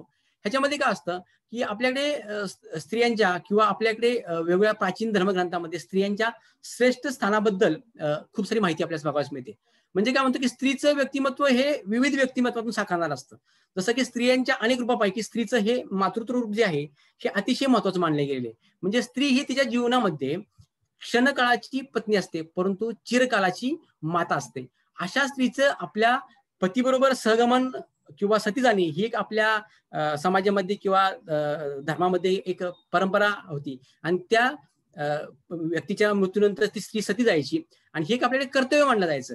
आणि समजा अशा एखाद्या स्त्रीने समजा आपल्या आयुष्यभर आपल्या मुलाची प्रगती व्हावी किंवा आपल्या पुत्रासाठी तिने समजा काही त्याग केला असेल किंवा त्या पुत्राच्या उन्नतीसाठी त्यांनी काही उन्नतीसाठी काही प्रयत्न केले असतील आयुष्यभर, तर अशा प्रयत्नामध्ये समजा त्या व्यक्तीचा किंवा त्या स्त्रीचा किंवा त्या लहान मुलाचा मृत्यू झाला तर त्या मातेबरोबर, तर अशा प्रकारच्या विरगळाला मातृस्मृती निदर्शक विरगळ असे म्हणलं जातं. म्हणजे काय असतं की त्या मुलाचा जीव वाचवण्यासाठी त्या स्त्रीनं समजा स्वतःचा देखील जीव दिलेला असेल आणि अशा प्रकारचं धर्मकृत्य हे आपल्याकडे निश्चित मानलं जातं आणि अशा स्मारकशिलांना आपल्याकडे मातृनिर्देशक विरगळ असे म्हणतात.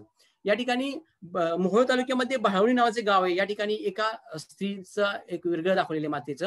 ह्याच्यामध्ये एका त्या स्त्रीच्या मांडीवरती या ठिकाणी तिचं लहान मूल दाखवलेलं आहे. त्याच्यानंतर शेजारी एक विरगळ आहे, हे पुणे जिल्ह्यातील पौड तालुक्यामध्ये आहे. मुळशी तालुक्यामध्ये पौड नावाचं गाव आहे. या गावामध्ये ह्याच्यामध्ये आपल्या पुत्राचा जीव वाचवण्यासाठी त्या स्त्रीने स्वतःचं बलिदान दिलेलं आहे आणि ह्याच्यामध्ये त्या मातेचा आणि मुलाचा दोघांचाही मृत्यू झालेला आहे आणि स्वर्गाच्या प्रसंगामध्ये त्या ठिकाणी माता आणि पुत्र दोन्ही दाखवलेले आहेत.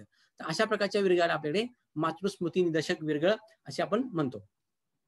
आता आपल्याकडे ज्यावेळेस आपण विरगळाचा अभ्यास करतो ना त्यावेळेस आपल्याला विरगळाची खूप सारी विविधता माहिती असणं महत्वाचं असतं. म्हणजे काय की आपण सामान्यतः एखादं विरगळ बघितलं त्याच्यामध्ये काय असतं की एक उभट शिळा असते, त्याच्यामध्ये 3 किंवा 4 कप्पे कोरलेले असतात. परंतु प्रामुख्याने आपल्याकडे असा एक प्रकार आहे की ज्याच्यामध्ये 2 वीरांची किंवा 3 वीरांची एकत्रित स्मारकशिला तयार केलेली असते. म्हणजे समजा 2 भाऊ असतील किंवा एकाच कुटुंबातले 2 व्यक्ती असतील किंवा 3 व्यक्ती असतील, ह्यांची किंवा एकाच लढाईमध्ये 2 किंवा 3 वीरांची स्मारक एकत्रितपणे बनवण्याची जी पद्धत असते त्याला आपल्याकडे कौटुंबिक निदर्शक विरगळ असे म्हणतो. म्हणजे त्याच्यामध्ये विविध कप्पे असतात. ह्या कप्प्यामध्ये त्या वीरांच्या लढाईचे जे प्रसंग आहेत ते मात्र विविध असतात, म्हणजे वेगवेगळे असतात. समजा पायदळ असेल, घोडदळ असेल किंवा एका वीरावर लढतोय किंवा 2 वीरावर लढतोय, हे प्रसंग मात्र वेगवेगळे असतात. मात्र त्याच्यावरती जे काही अप्सराचे कप्पे असतात किंवा स्वर्गारोहणाचे जे काही कप्पे असतात किंवा स्वर्गप्राप्तीचे जे कप्पे असतात ते मात्र एकसारखे असतात. त्याच्यामध्ये अप्सरा त्या वीरासवरती घेऊन जाणे असतात आणि स्वर्गाचा जो प्रसंग असतो तो कॉमनली एकसारखाच असतो. त्याच्यानंतर अशा प्रकारची विरगळ हे आपल्याला साधारणतः सोलापूर जिल्ह्यामध्ये, त्याच्यानंतर कोल्हापूर जिल्ह्यामध्ये, सातारा जिल्ह्यामध्ये, पुणे जिल्ह्याचा जो काही भाग आहे या भागामध्ये मॅक्झिमम आपल्याला बघायला मिळतात. आणि ह्याच्यामध्ये कसं असतं की ह्याच्यामध्ये विविधता असते. जसं तुम्हाला मी सांगितलं की 9 कप्पे 16 कप्प्याचं देखील आपल्या ठिकाणी वेगळं आपल्याला बघायला मिळतं. ह्याला आपल्याकडे कौटुंबिक निदर्शक विरगळ असे म्हणतो. ह्याच्यामध्ये तुम्हाला सांगितल्याप्रमाणे कधी कधी पशुधनाचं रक्षण करताना वीर मरतात, कधी कधी लढाई करताना किंवा आपल्या गावावरती किंवा समाजावरती अचानक आक्रमण झाले असेल साम्राज्यावरती, तर ते आक्रमण पळतानाचे देखील या ठिकाणी विरगळ आपल्या ठिकाणी दाखवले असतात. त्याच्यानंतर पुढचं जे विरगळ आहे ते साधू निदर्शक विरगळ. आता आपल्याकडे असाही प्रकार आहे की समजा एखादा व्यक्ती गावामध्ये खूप सारी तपश्चर्या करतोय आणि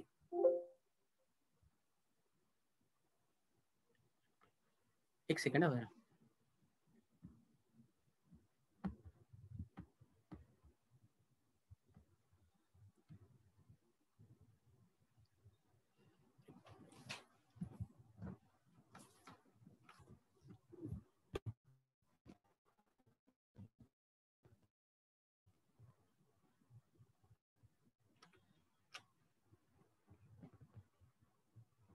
सचिन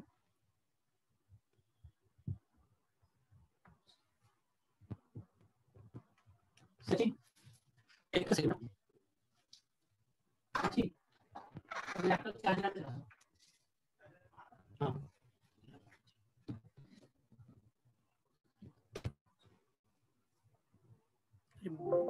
जरा बॅटरी दाखवतात हा डेल तर लावतो पडला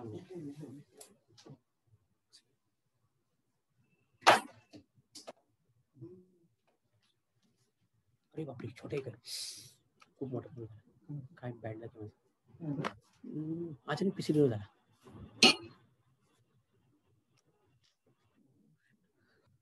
माझा पाहिजे अरविंद सर माझा लॅपटॉप पाहिजे जरा झूम होती करतो हा बोला ना.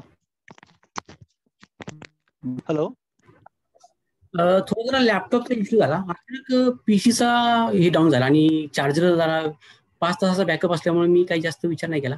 हा हा काहीतरी प्रॉब्लेम झाला थोडासा. मोबाईलवर जॉईन होता येईल ना. फक्त तुम्हाला मोबाईल मध्ये पीपीटी घ्यावी लागेल.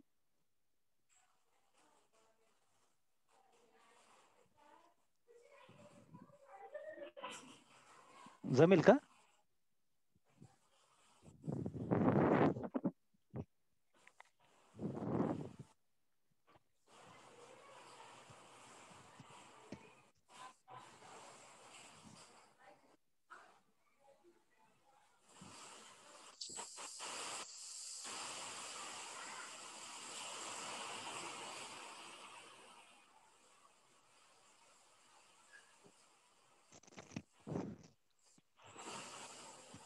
आपल्याला मोबाईल मध्ये घेऊन बोलता येईल ना.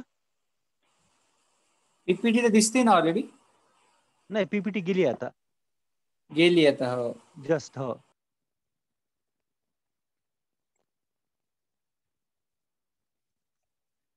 आहे चित्ता आहे नित्य आहे त्याच्यानंतर न अस्वल आहे त्याच्यानंतर न मग ही सगळी जी काही जंगली प्राणी आहेत हे काय करतात की कधी कधी अन्नधान्याच्या शोधामध्ये जी काही आपल्याकडे मानवी वस्ती असते ह्या मानवी वस्तीकडे येतात आणि अचानकपणे एखाद्या जनावरावरती किंवा एखाद्या व्यक्तीवरती हे किंवा एखाद्या पाळीव प्राण्यावरती ते काय करतात हल्ला करतात. मग हा हल्ला परतवत असताना तो पाळीव प्राणी किंवा तो जो काही व्यक्ती असेल मरण पावतो आणि मग अशा हल्ल्यामध्ये जो कोण व्यक्ती किंवा पाळीव प्राणी मरण पावतो त्याच्या स्मरणात जे वीर्य बनवलं जातं त्याला आपल्याकडे व्याघ्रगळ असे म्हणतात. आता व्याघ्रगळामध्ये कधी कधी काय होतं की कधी त्या वाघाशी लढाई करताना त्या मुख्य वीराच्या पाठीमागे या ठिकाणी कधी कधी आपल्याला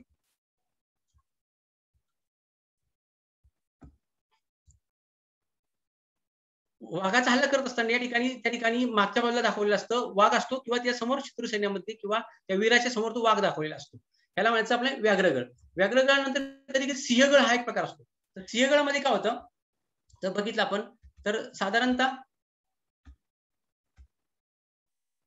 सिंहगडामध्ये या ठिकाणी सिंहाचं अंकन त्या शिल्पावरती दाखवलेलं असतं. मात्र कधी कधी तो वीर हातामध्ये भाला किंवा बर्चा किंवा तलवार घेऊन त्या सिंहावरती आपल्या प्राण्यांचं किंवा स्वतःच जीवन करत असतो. अशा वीरगळाला सिंहगड असे म्हणतात. त्याच्यामध्ये सिंहाचं मुख म्हणजे सिंहाचं अंकन त्या वीरगळावरती या ठिकाणी केलेलं असतं.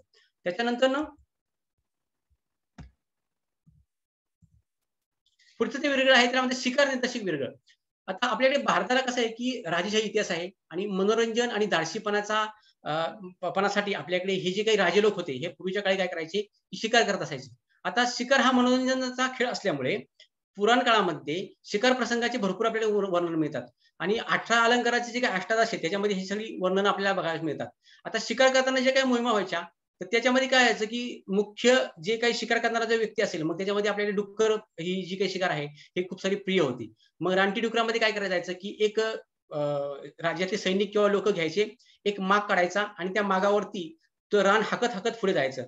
पुढच्या बाजूला काही शिकारी कुत्रे दबा धरून बसलेली असायची आणि त्याच्यानंतर त्या रानटी डुकराला मागून हाकलत हाकलत पुढे घेऊन जायचं. एक असा एक मुख्य वाट असते की ज्या वाटेवरती ही सगळी लोक दबा धरून बसलेली असायची आणि त्या भाल्याने किंवा त्या बर्च्याने त्या डुकराला मारण्याचा प्रयत्न करायचा. मग अशा ह्याच्यामध्ये कधी कधी ह्या डुकराच्या हल्ल्यामध्ये किंवा डुकराच्या धडकेमध्ये एखादा कुत्रा किंवा एखादा व्यक्ती मरण पावायचा आणि मग अशा प्रकारच्या विरगळावर म्हणजे अशा प्रकारची विरगळ बनवत असताना त्या ठिकाणी त्या वीराच्या धडकेमध्ये म्हणजे त्या प्रसंगामध्ये आपणास त्या वीराच्या समोर एक रानटी डुक्कर दाखवलेलं असतं आणि ते डुक्कर त्या व्यक्तीस धडक देत आहे, अशा प्रकारचा प्रसंग असतो. ह्याच्यामध्ये जे काही वीर मरण पावतात किंवा जे काही प्राणी मरण पावतात त्याला आपल्याकडे शिकार निर्देशक वीरगा असं म्हणतो. शिकार निर्देशक वीरगामध्ये कधी कधी पती पत्नी देखील एकत्रित दाखवले असतात आपल्याकडे.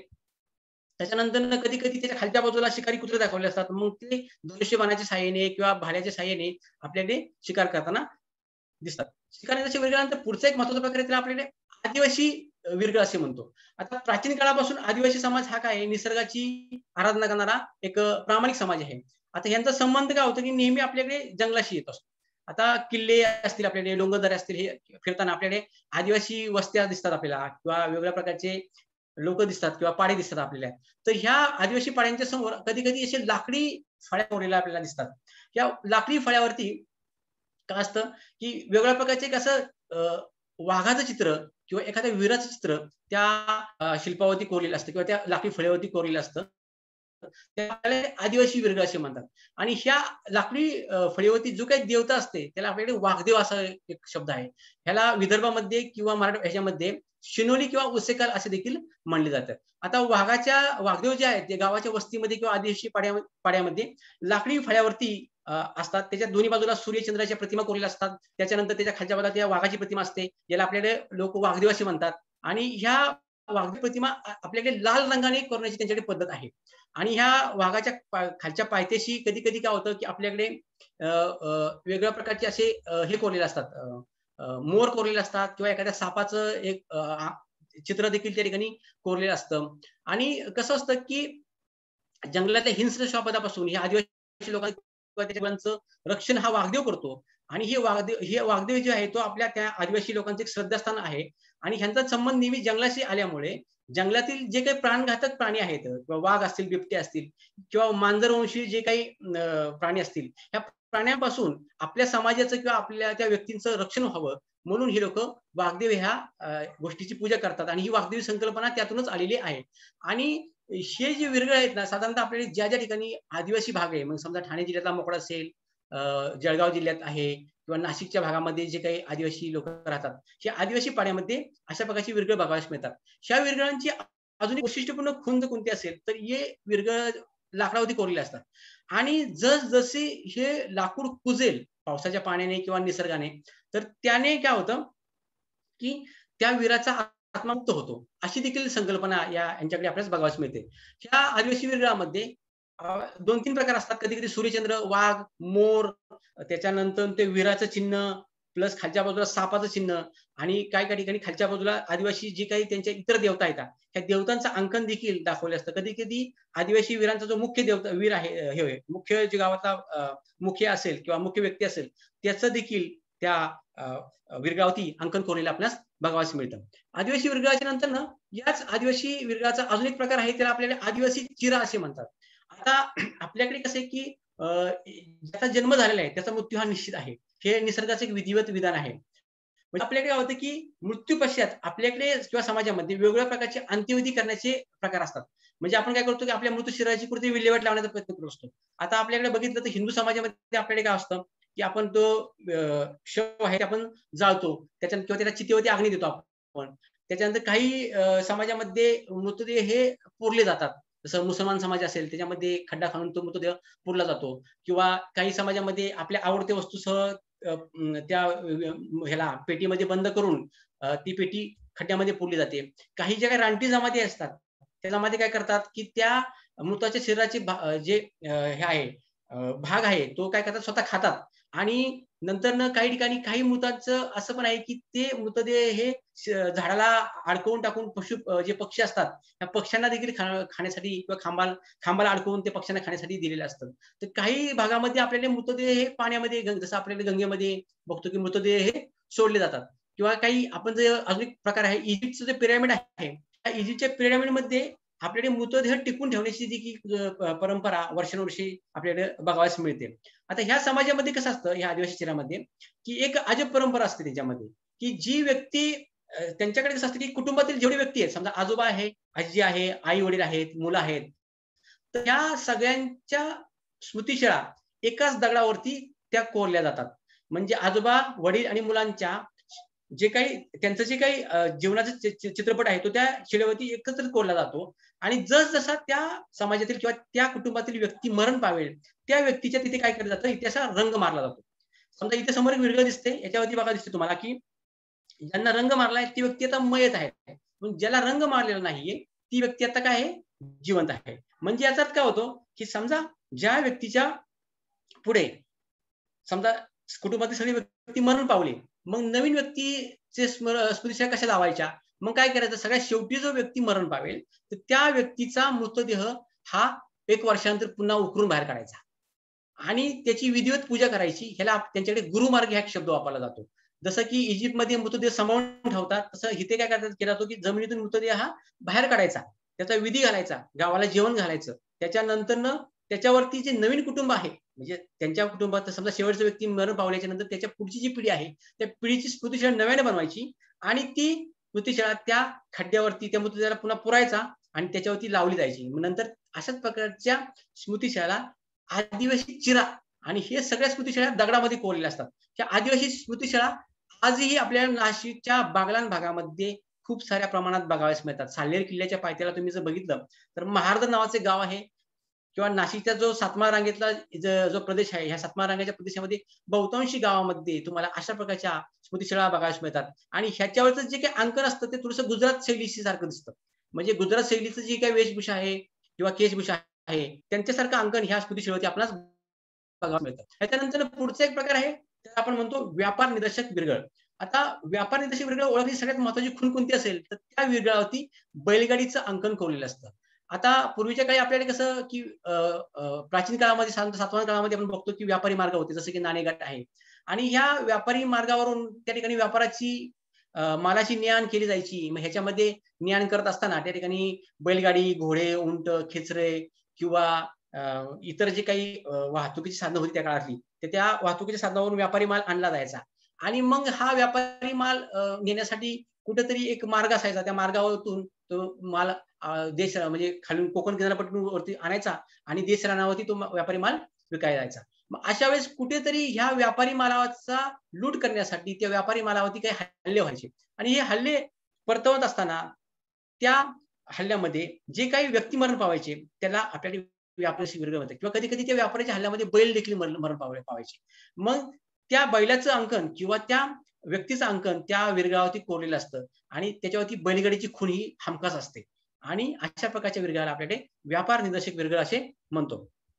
त्याच्यानंतर आपल्याकडे जर बघितलं तर पुढे काही विरगळावरची शिलालेख बघूया आपण आता, की आपल्याकडे महाराष्ट्रामध्ये फार विरगळावरती शिलालेख बघायला मिळत नाही. जर तुम्ही कर्नाटकामध्ये गेला तर त्या कर्नाटकामध्ये आपणास बहुतांशी जवळजवळ 90% विरगळावरती तुम्हाला शिलालेख बघायला मिळतात. त्याच्यामुळे काय होतं की सदर विरगळ हे कोणाचं आहे, कोणत्या राजवटीतला आहे, कोणत्या राजाचा आहे, कोणत्या वीराचा आहे, नक्की वीर कुणाशी लढला, त्याच्यामध्ये किती व्यक्ती मरण पावले, ह्या सगळ्याचा जो काही लेखाजोखा असतो ते त्या शिलालेखातून आपल्याला कळतं. त्याच्यानंतर त्या त्या काळातली जी काही धार्मिक परिस्थिती असेल, सामाजिक परिस्थिती असेल, आर्थिक परिस्थिती असेल किंवा वेगवेगळ्या प्रकारचे सामाजिक स्तर असतात, या सगळ्या स्तरांचं वर्णन आपल्याला त्या शिलालेखातून बघावयास मिळतं. परंतु महाराष्ट्रामध्ये जे काही विरगळ आपण बघतो तर हे सगळे विरगळ आपणास शिलालेख विरहित बघायला मिळतात. त्याच्यामुळे आपल्याला त्याचा अंदाज पंचे त्याच्या वेशभूषेवरून, त्याच्या केशभूषेवरून, त्याच्यावरती असणारी शस्त्र प्रणाली असेल किंवा त्याच्यावरचं जे काही धाटणी असेल, ह्याच्यावरून आपल्याला ते विरगळ कोणत्या राजवटीतला याचा अंदाजे आपल्याला कालखंड ठरवावा लागतो. तर अशाच प्रकारचं महाराष्ट्रामध्ये माझ्या पाण्यामध्ये जवळपास 13 ठिकाणी मला काही विरगळ बघावयास मिळाले. जे काही विरगळ बघावयास मिळाले ते थोडेसे कर्नाटक भागाचा जो सीमा भाग आहे त्या सीमा भागामध्ये आपल्याला मला बघावयास मिळाला. तर इथे एक मडगाव नावाचे गाव आहे कोकणामध्ये, त्या ठिकाणी शके 1317चा एक विरगळ आहे. त्याच्यामध्ये भाम सावंताचा उल्लेख असलेला विरगळ असून त्या ठिकाणी त्या ह्याच्यामध्ये एक देऊळ बांधलेलं आहे आणि ह्या देवळासाठी त्यांनी 1400 ग्रामचं डोनेशन त्या ठिकाणी दिलेलं आहे आणि सॉरी 1000 ग्रामचं डोनेशन त्या दिलेलं आहे आणि त्या ठिकाणी भडखांब उभा केला असं वर्णन या ठिकाणी ह्या भाम सावंताच्या विरगळामध्ये आपल्याला बघावयास मिळतं. कोल्हापूरचं जे बावडा संग्रहालय या ठिकाणी एक विरगळ आहे. त्या ठिकाणी एक म्हणजे चौल राजा जो होता त्या चौल राजाने महालक्ष्मी मंदिरावरती आक्रमण करून ते जाळण्याचा प्रयत्न केला. तर त्यावेळेस मुत्तय नामक नावाचा एक जो वीर आहे ह्याने काय केलं, त्या कृतीला विरोध केला आणि त्या कृतीला विरोध करून त्या चौल राजावरती तो चालून गेला आणि ते आक्रमण परतवून लावलं. मात्र त्याच्यामध्ये त्याचा मृत्यू झालेला आहे आणि या मृत्यूचा मृत्यू झाल्याच्या नंतर ना त्याचं विरगळ बनवलेलं आहे आणि ह्या विरगळाच्या वरच्या बाजूला इथे महालक्ष्मीचं अंकन त्या विरगळावरती कोरलेलं आहे आणि त्याच्यामुळे त्या विरगळामध्ये तो जो चालुक्य राजा सोडला राजा तर त्या चालुक्य राजाची घोडदौड त्याने कोल्हापूरपर्यंत केलेली होती आणि त्या ठिकाणी विजयाचं एक स्मारक उभं केलेले आहे असे देखील त्या विरगळामध्ये वर्णन केलेलं आहे. तर हा साध्या विरगळ आपल्याला बावडा संग्रहालय या ठिकाणी बघायला मिळतो. आरे नावाचे गाव आहे त्या ठिकाणी एक विरगळ मिळालेला आहे त्याच्यामध्ये हा विरगळ हरिहरेश्वराचं मंदिर आहे त्या मंदिराच्या समोर उभा केलेला आहे. मधला भाग थोडासा जीर्ण झालेला आहे विरगळाचा. कांदिली लिपीचा शिलालेख असून तो साधारणतः 12व्या शतकातला लेख असून त्याच्यामध्ये राजा जो होता गंडरादित्य भिगुज ह्याने काय केलेलं आहे की तो बम्मन नाईक नावाच्या राजावरती चालून गेलेला आहे आणि त्याच्यावरती त्याच्यामध्ये मृत्यू झालेला आहे आणि हे जे विरगळ आहे हे शिधार राजवटीतलं उल्लेख असलेलं विरगळ असून त्याच्यावरती शिधार नावाचा उल्लेख या विरगळावरती केलेला असल्यामुळे हे विरगळ साधारणतः 12व्या शतकातला हे सिद्ध होतं. सांगशी नावाचं एक गाव आहे. या गावामध्ये एक सतीशिळा आपल्याला बघायला मिळते. ह्याच्यामध्ये आपल्या एका राजाने आपल्या राणीच्या प्रत्यर्थ ही जी काही हालदेवी नावाची राणी होती तिच्या प्रत्यर्थ एक सतीशिळा उभी केलेली आणि सगळ्यात जुनं शिलालेख असल्याचा उल्लेख सतीशिळावरचा हा या सतीशिळेतून आपण बघायला मिळतो. याच्यावरती आपल्याला ब्राह्मी लिपीतला एक शिलालेख कोरलेला आहे. त्याच्यामुळे साधारणतः ह्याचं शतक जे आहे ते 5वं शतक त्या ठिकाणी उल्लेख केलेला आहे आणि ही स्मृतिशिळा त्या राजाने आपल्या राणी प्रत्यर्थ बांधलेलीचा उल्लेख त्या शिलालेखामध्ये केलेला आहे. आता पुढे स्मृतिशिळा नावाचा एक प्रकार असतो. साधारणतः माझ्या अभ्यासानुसार विरगळांचा कालावधी हा साधारणतः मी 5व्या शतकापासून ते 14व्या शतकापर्यंत केलेला आहे. ज्यावेळेस यादवांचं पारिपत्य झाल्यानंतर बहामनी सत्ता चालू झाल्यानंतर कदाचित विरगळ हे जास्त प्रमाणात बनवले नसावे. कारण का बहामनी सत्तेमध्ये जर बघितलं आपण जर डॉक्युमेंट बघितले तर साधारणतः आपल्याकडे खूप सारा धामधुमीचा काळ आहे. लोक सगळे अस्थिर आहे. सगळ्या राजवटी भयभीत आहेत. सगळ्यांनी किल्ल्यांचा डोंगरांचा आसरा घेतलेला आहे. अशा वेळेस एखाद्या व्यक्तीचं मरण पावला तर त्याचं विरगळ बनवणे एवढी मोठी गोष्ट नाही. कारण का एखादी विरगळ बनवायची म्हणजे त्यासाठी खर्च येत असतो आणि कदाचित त्या काळामध्ये लोकांना पैसा नसावा. त्याच्यामुळं आपल्या व्यक्तीची जो विरगळ बनवायची जी काही परंपरा आहे त्यांनी थोडीशी बदली केली असून त्याचा उपयोग त्यांनी स्मारक शिळेमध्ये केला असेल. कारण काय असायचं की हे जे बहामनी सत्तेमधले जे काही लोक होते हे काय करायचे की त्या स्मृतिशिळाचं किंवा ज्या ठिकाणी हिंदूंचे जे काही होते ते त्यांचं नासधूस करायचे आणि त्या लोकांनी काय केलं की त्या स्मृतिशिळेवरती मुसलमानी धाटणीचे जे काही वैशिष्ट्यपूर्ण जे काही गुण होते किंवा जे काही कला स्थापत्य होतं ते त्या स्मृतिशिळेवरती कोणाची पद्धत चालू झाली आणि जे काही दगड किंवा साधन ज्या ठिकाणी उपलब्ध असेल त्या साधनावरती हे अशा प्रकारच्या स्मृतिशिळा आपल्याला बघायला मिळतात. आता जर आपण जर बघितलं तर आपल्या भारतामध्ये स्मारक शिळा किंवा स्मृतिशिळा उभारण्याची परंपरा अगदी प्राचीन काळापासून चालू आलेली आहे. आता आपण काय म्हणतो की मानवाच्या आत असलेली जी काही स्फूर्ती असते किंवा प्रेरणा असते किंवा शक्ती असते ही आपल्या ते दडलेली असते मानवाच्या आतमध्ये. तर तिला चालना देण्यासाठी या स्मृतिशिळाची निर्मिती झाली असावी असं माझं मत आहे. म्हणजे समजा आजच्या काळात जरी त्याचं स्वरूप बदली झालं असलं तरी त्याच्या मागची भूमिका असेल किंवा कल्पना असेल किंवा भावना ही एकच आहे आणि वेगवेगळ्या भागानुसार म्हणजे समजा गुजरात भाग असेल, मध्य प्रदेश असेल, महाराष्ट्र असेल, कर्नाटक असेल, साऊथचा भाग असेल, वेगवेगळ्या भागानुसार, प्रांतानुसार, गावानुसार, परंपरेनुसार, समाजानुसार, रूढीनुसार त्या स्वरूप आपल्याला बदली होत असतं. म्हणजे समजा मात्र त्याची स्मृती किंवा जो काही व्यक्ती असेल त्याची व्यक्तीची स्मृती चिरकाल टिकावी म्हणून आपल्याकडे स्मृतिशिळेचे विविध प्रकार बघायला मिळतात. मग या स्मृतिशिळेमध्ये विरगळ येतं, सतीशिळा येतं, स्तंभ येतो, छत्री येतात, देवळ्या येतात, समाधी येतात, थडी येतात किंवा छत्र्या येतात, शिवलिंग येतात, तुळशी वृंदावन येतात आपल्याकडे आणि दगडी चिरे पण येतात. तर अशा प्रकारच्या स्मृतिशिळा आपल्याला बघायला मिळतात. आता स्मृतिशिळेमध्ये काय असतं की साधारणतः बघितलं 12व्या शतकानंतर जे विरगळाचं स्वरूप बदलले ते स्मृतिशिळेमध्ये आल्यामुळे त्या काळामध्ये नाथपंथीय समाजाचे देखील त्या ठिकाणी आपल्याकडे जास्त गोष्टी दिसतात. त्यामुळे स्मृतिशिळेमध्ये थोडासा नाथपंथीय समाजाचा देखील या ठिकाणी स्थापत्य कलेचा शिल्पाचा त्या ठिकाणी भाग आलेला दिसतो त्याच्यावरती. त्याच्यामुळे चौकोनी स्मृतिशिळा गोळा करून त्याच्यावरती वीराचं एकच अंकन त्या ठिकाणी कोरलेलं असतं. त्याच्यावरती स्वर्गाचा प्रसंग किंवा अप्सराचा प्रसंग त्या ठिकाणी कोरला जात नाही. फक्त एकच व्यक्ती तो वीर त्या स्मृतिशिळेवरती दाखवला जातो किंवा त्यांच्या समाजाची किंवा त्यांच्या राजवटीची जी काही फुलांची चिन्ह असतील त्या ठिकाणी कोरलेले आपल्याला त्या ठिकाणी दाखवले असतात. कधी कधी त्या व्यक्तीच्या दिवाबत्तीची सोय लावण्यासाठी देखील या ठिकाणी त्या ठिकाणी अशा प्रकारच्या देवळ्या केलेल्या असतात आणि त्या देवळ्या करून त्याच्यामध्ये दिवा लावला जायचा असतो. म्हणजे त्या वीराची स्मृती चिरकाल टिकावी त्यासाठी त्या ठिकाणी दीप किंवा दिवा लावण्याची सोय त्या ठिकाणी केलेली असते. त्याच्यानंतर कधी कधी स्मृतिशिळा जर बघितलं तर काही काही किल्ल्यावरती देखील आपल्याला त्या स्मृतिशिळा बघायला मिळतात. त्याच्यानंतर त्याचं स्वरूप थोडंसं बदली होत जातं. कधी कधी पती पत्नीच्या देखील स्मृतिशिळा एकत्र दाखवल्या असतात. म्हणजे काय असतं की कधी घोड्यावरती ती वीर दाखवले असतात आणि मग त्या पत्नीच्या किंवा पतीच्या हातामध्ये ढाल तलवार अशी दाखवली असते.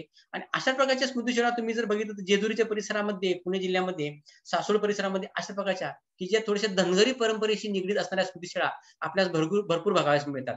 मग ह्याच्यामध्ये ती व्यक्ती घोड्यावरती दाखवली असते, पती पत्नी एकच दाखवले असतात. तर याला म्हणायचं घोड्यावरील पती पती स्मृतिशिळा दाखवल्या असतात. काही ठिकाणी धनुष्यबाण घेऊन एखादा वीर एकाकीच असतो, त्याची देखील एखादी स्मृतिशिळा बनवलेली असते. ह्याच्यामध्ये पत्नी त्या वीराच्या पाठीमागे दाखवली असते किंवा कधी कधी वीर हा एकटाच असतो, मात्र त्या हातामध्ये धनुष्यबाण दाखवलेला असतो. कधी कधी वीर पती पत्नी एकत्र दाखवले असतात, म्हणजे वीराच्या हातात आणि पत्नीच्या हातामध्ये वेगवेगळ्या प्रकारची आयुध दाखवली असतात. जसं की एखादा बिचवा असतो, ढाल असतो, खेटक असतं किंवा कट्यार दाखवली असते आणि त्याच्या पती पत्नी ह्या एकत्रित दाखवलेल्या असतात. तर याला म्हणायचं आपल्याकडे पती पत्नीचा. त्याच्यानंतर आपल्याकडे पुढची पद्धत आहे ती सती प्रथा. आता आपण जर बघितलं तर सतीची चाल ही मध्ययुगाची अतिशय म्हणजे वैशिष्ट्यपूर्ण गोष्ट होती. आपल्या भारतामध्ये पतीच्या मृत्यूनंतर सती जाण्याची परंपरा ही होतीच. त्याच्यानंतर कसं की पतीवरलं खरं प्रेम आणि त्याच्यामुळे तिच्या पश्चात जगणं हे तिला अशक्य व्हायचं आणि मग अशा वेळेस ती काय करायची, स्वेच्छेने अनुमरण स्वीकारायची आणि त्याच्यामुळे मध्ययुगामध्ये सती जाणं हे म्हणजे उच्च कुळाचं किंवा उच्च आपण काय म्हणतो उच्च शरीराचं लक्षण त्या ठिकाणी मानलं जायचं आणि त्याच्यामुळे कधी कधी त्या स्त्रियांना पुनर्विवाह करता येत नसायचा आणि तो पुनर्विवाह त्याच केल्यामुळे घरातलं ज्येष्ठ लोकांचं किंवा समाजाचं कुठे त्या स्त्रीवरती दडपण असायचं आणि त्याच्यामुळे त्या स्त्रियांना सती जायला भाग पडायला लागायचं. आणि त्याच्यामुळे काय व्हायचं की पती पश्चात काय व्हायचे, स्त्रियांची अवहेलना व्हायची किंवा कुचेष्टा व्हायची आणि त्याच्यामुळे काय व्हायचं की किंवा आपण म्हणतो की लोक देखील त्या स्त्रियाकडे बघण्याचा दृष्टिकोन वेगळा असायचा. त्यांच्याकडे त्या स्त्रियांना ते लोक स्वीकारायचे नाहीत, त्यांच्याकडे उदासीनता असायची आणि त्याच्यामुळे काय व्हायचं की या स्त्रियांना आपल्या मनाविरुद्ध कुठेतरी सती जायला भाग पडायला लागायचं. तर आपल्याकडे पूर्वीच्या काळी अशी पद्धत होती की सुरुवातीच्या काळात काय व्हायचं की चिता पेटवलेली असायची आणि चिता पेटवून त्या म्हणजे पतीची चिता पेटवलेली असायची आणि त्याच्यामध्ये त्या स्त्रीला वरून ढकलून द्यायचं आणि नंतर मग ती स्त्री काय करायची की जोरात ओरडण्याचा प्रयत्न करायची, त्या चितेतून बाहेर येण्याचा प्रयत्न करायची. मग अशा वेळेस त्या स्त्रीचा आवाज कुठेतरी बाहेर येऊ नये म्हणून त्या ठिकाणी मोठमोठ्या प्रकारची रणवाद्य किंवा वेगवेगळ्या प्रकारची मोठी ढोल ताशे नगारे वाजवून त्या स्त्रीचा आवाज दडपण्याचा प्रयत्न करायचा. कदाचित समजा एखाद्या स्त्रीने त्या चितेतून बाहेर पडण्याचा प्रयत्न केला तर त्या स्त्रीला आतमध्ये काठीनं ढकलून द्यायचा प्रयत्न करून त्या स्त्रीला त्या चितेमध्ये पुन्हा ढकलायचा प्रयत्न करायची. अतिशय अघोरी अशी प्रथा आपल्या महाराष्ट्रामध्ये ही होती आणि प्रत्यक्षदर्शी आपल्याकडे सती जात असताना जे प्रसंग आहेत ते आपल्याकडे जे काही परदेशी जे काही प्रवासी होते त्याच्यामध्ये हॉलवेल होता, बर्नियर होता, मनुची होता, आंबे होता, मिंटो होता, मॉन्टिजर होता. या तत्कालीन प्रवाशांनी ह्या सतीची जी काही अघोरी प्रथा होती ह्याचं सविस्तरपणे वर्णन त्यांनी त्यांच्या ट्रॅव्हल्स ऑफ इंडिया नावाच्या एका पुस्तकामध्ये केलेलं आहे. आणि ही अतिशय अघोरी प्रथा साधारणतः आपल्या महाराष्ट्रामध्ये 18व्या शतकामध्ये राजाराम मोहन राय यांच्या पुढाकाराने नंतर सध्याकडे बंद झाली. आता ह्या सतीशिळ्यामध्ये जर बघितलं आपण तर आपल्याकडे सतीशिळ्यामध्ये खूप सारे प्रकार असतात. आता साधारणतः सामान्य सतीशिळा जी असते तर ती एक चौकोनी दगड असतो आणि त्याच्यामध्ये हात बाहेर काढलेला असतो. ज्यावेळेस एखाद्या दगडावरती तुम्हाला जर हात दिसला तर याचा अर्थ काय, ती एक सतीशिळा आहे आणि त्याच्यावरती सूर्यचंद्र कोरलेले असतात. म्हणजे काय असतं की यावत चंद्र दिवा करून विलसतच तावत सभुंजमध्ये, म्हणजे जोपर्यंत या पृथ्वी तलावरती सूर्य आहेत, चंद्र आहेत, तारे आहेत तोपर्यंत या स्त्रीची किंवा या सतीची ख्याती अजरामर राहील असा कोणते संकेत देण्याचा हा प्रकार असतो. आणि मग अशा प्रकारच्या सतीशिळावरती तो हात असा कोपऱ्यामध्ये काटकोनात दुमडलेला असतो, त्याच्या हातामध्ये बांगड्या दाखवल्या असतात, हातामध्ये केयूर असतो, ह्याच्यामध्ये मनगटामध्ये कंकण असतात, त्याच्यानंतर हातावरती पान सुपारीचं अंकन कोरलेलं असतं. त्याच्यानंतर कधी कधी काय असतं की त्या सतीशिळेमध्ये जर बघितलं आपण तर पती पत्नी एकत्र दाखवलेले असतात. मग ते पती पत्नी हे नमस्कार मुद्रेमध्ये दाखवले असतात. नंतर त्या खालच्या कप्प्यामध्ये त्या स्त्रीची घोड्यावरून मिरवणूक केली जाते आणि त्या स्त्रीच्या हातामध्ये त्यांच्या 2 सहचरी दाखवलेले असतात आणि त्या सतीचं वाण जे असतं आपण जे म्हणतो, मग ती वाण काय करते, ती डोनेट करते. म्हणजे तिच्या जवळच्या असणाऱ्या जे काही गोष्टी असतील तर ते काय करते, समाजासाठी दान केले असतात. म्हणजे काय, तिला माहित असतं की आता ठराविक वेळेनंतर मी आता मरण पावणार आहे आणि मरण पावल्याच्या नंतर मग मी ह्या वस्तूंचा मला काहीच उपयोग नाहीये. मग अशा वेळेस त्या वस्तू मी डोनेट करणार, दान करणार आणि त्याला आपल्याकडे सतीचं असं देखील म्हटलं जातं. ह्याला आपल्याला माणसं सतीशिळाचा हा एक प्रकार असतो. सतीशिळ्यामध्ये कधी कधी एक हात असेल तर एक पत्नी त्या व्यक्तीस किंवा त्या वीरास होती असं समजलं जातं. त्याच्यानंतर कधी कधी त्या वीरास 2 पत्नी असतील तर अशा वेळेस दोन्ही पत्नी सती गेल्या असतील तर त्या ठिकाणी त्या सतीशिळेवरती 2 हात कोरलेले असतात आणि त्याच्यावरती सूर्यचंद्र कोरलेला असतो. आणि त्याच्यानंतर कधी कधी इथे 2 हात दाखवले आहेत, कधी कधी एका खाली एक आणि त्या दोन्ही सतींची मिरवणूक दाखवली असते. काही वेळेस सतीशिळेवरती मुख्य जो वीर असतो तो वीर मध्यभागी दाखवलेला असतो आणि त्या सतीची खालच्या बाजूला दोन्ही ठिकाणी 2 हात दाखवून किंवा 3 हात दाखवून प्रतिमा दाखवलेली असते. काही सतीशिळा एखाद्या व्यक्तीत जर समजा 3 पत्नी असतील तर तुम्हाला 3 हात या ठिकाणी दाखवले असतात. काही व्यक्ती समजा 4 पत्नी असतील तर 4 हात, 5 पत्नी असतील तर त्या वीराच्या शवाबरोबर त्या 5 पत्नी या सती गेलेल्या असतील तर त्याला आपल्याला म्हणजे बहुसंख्य म्हणजे बहुपत्नीत्व जे आपल्याकडे पूर्वी होतं हे आपण त्या ठिकाणी दाखवायचं असतो. सतीशिळेमध्ये अजून एक प्रकार असतो ते की चौकोनी सतीशिळा देखील कोरलेल्या असतात. आणि सतीशिळा कोरत असताना सहगमन आणि अनुमरण हे सतीशिळाचे 2 मुख्य प्रकार आहेत. म्हणजे काय की समजा एखादा व्यक्ती मरण पावला किंवा वीर मरण पावला तर त्याच्या शवाबरोबर एखादी पत्नी सती गेली म्हणजे समजा अग्निपेटीवर चिता रचलेली असते, त्या चितेवरती तो मुख्य वीर किंवा व्यक्ती ठेवलेला असतो. नंतर ती व्यक्ती ची पत्नी ते तिचं डोकं त्या वीराचं डोकं घेऊन मांडीवरती घेऊन नमस्कार मुद्रेमध्ये बसलेली असते आणि नंतर मग काय केली असते ती चिता पेटवलेली असते. नंतर मग त्या अग्नीच्या ज्वाला भडकतात आणि त्याच्यामध्ये ती व्यक्ती त्या पतीच्या बरोबर मृत होते किंवा मयत होते किंवा मृत्यू पावते. त्याला आपल्याकडे सहगमन म्हणतात. म्हणजे पती बरोबर समजा व्यक्ती जर स्त्री जर मरण पावली त्याला सहगमन असे म्हणायचं. आणि पुढचा प्रकार आहे त्याला म्हणायचं अनुमरण. आता अनुमरण म्हणजे काय की समजा एखाद्या व्यक्ती खूप लांब राज्याच्या बाहेर मरण पावलाय आणि अशा वेळेस त्याचं मृत शरीर लांबून आपल्या त्याच्या मूळ गावी किंवा त्याच्या मूळ राज्यात आणणं शक्य नसतं. मग अशा वेळेस त्या व्यक्तीचा मृतदेह तिथल्या जवळपासच्या कुठेतरी एखाद्या ठिकाणी रणभूमीविषयी किंवा एखाद्या नदीच्या किनारी केला जातो आणि नदीच्या किनारी केल्याच्या नंतर त्याची जी काही राख असेल ती त्याच्या मुख्य मूळ गावी मडक्यामध्ये घेऊन गावी आणली जाते आणि नंतर त्याची जी काही पत्नी आहे ती त्या वीराच्या पादुका घेऊन सती जाते. नंतर म्हणजे व्यक्ती मरण पावल्याच्या नंतर सती जायचं. मात्र अशा प्रकारच्या सतीशिळेमध्ये थोडासा म्हणजे गॅप असतो. म्हणजे व्यक्तीच्या मृत्यूनंतर थोडासा वेळ घेऊन नंतर गेला. पण समजा एखादी व्यक्ती गरोदर असेल किंवा एखादी स्त्री गरोदर असेल किंवा एखाद्या व्यक्ती स्त्रीचं लहान बालक असेल किंवा दूधपिती बालक असतील तर अशा स्त्रीला त्या काळामध्ये सती जाता येत नव्हतं. मग अशा वेळेस ती दूधपिती बालक ज्यावेळेस मोठी होतील किंवा ज्यावेळेस त्यांना कळू लागेल त्यावेळेस नंतर त्या स्त्रिया त्या पुरुषाच्या मागे सती जात होत्या.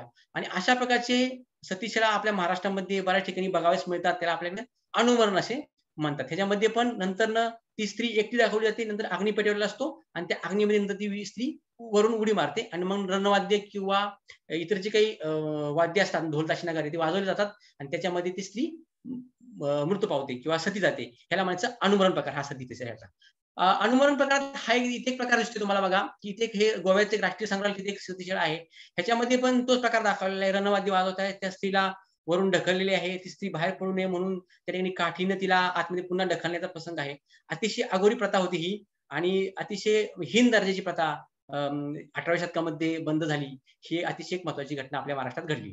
त्याच्यानंतर पुढे हातखंबा नावाचा एक प्रकार सतीशिळामध्ये. कधी कधी काय होतं की एखादी सती गेली तर तिची आठवण राहावी म्हणून ती जिथे जिथे त्या सतीचं ठिकाण असतं समजा नदीपात्र असेल तर त्या नदीपात्रातून ती सतीशिळा वाहून जाऊ नये म्हणून त्या ठिकाणी सतीचा खांब उभा करायचा आणि त्या खांबातून त्या सतीचा हात बाहेर काढायचा आणि ती शिळा अशी उबड आकाराची असते जेणेकरून ती सतीशिळा जमिनीमध्ये बऱ्याच ठिकाणी रोवली जाते आणि ती सतीशिळा पुन्हा खाली पडू नये किंवा वाहून जाऊ नये किंवा आडवी होऊ नये म्हणून त्याच्यावरती ते अंकन किंवा तशी ती रचना त्याची केलेली असते. याला आपल्याकडे हातखंबा असे म्हणलं जातं.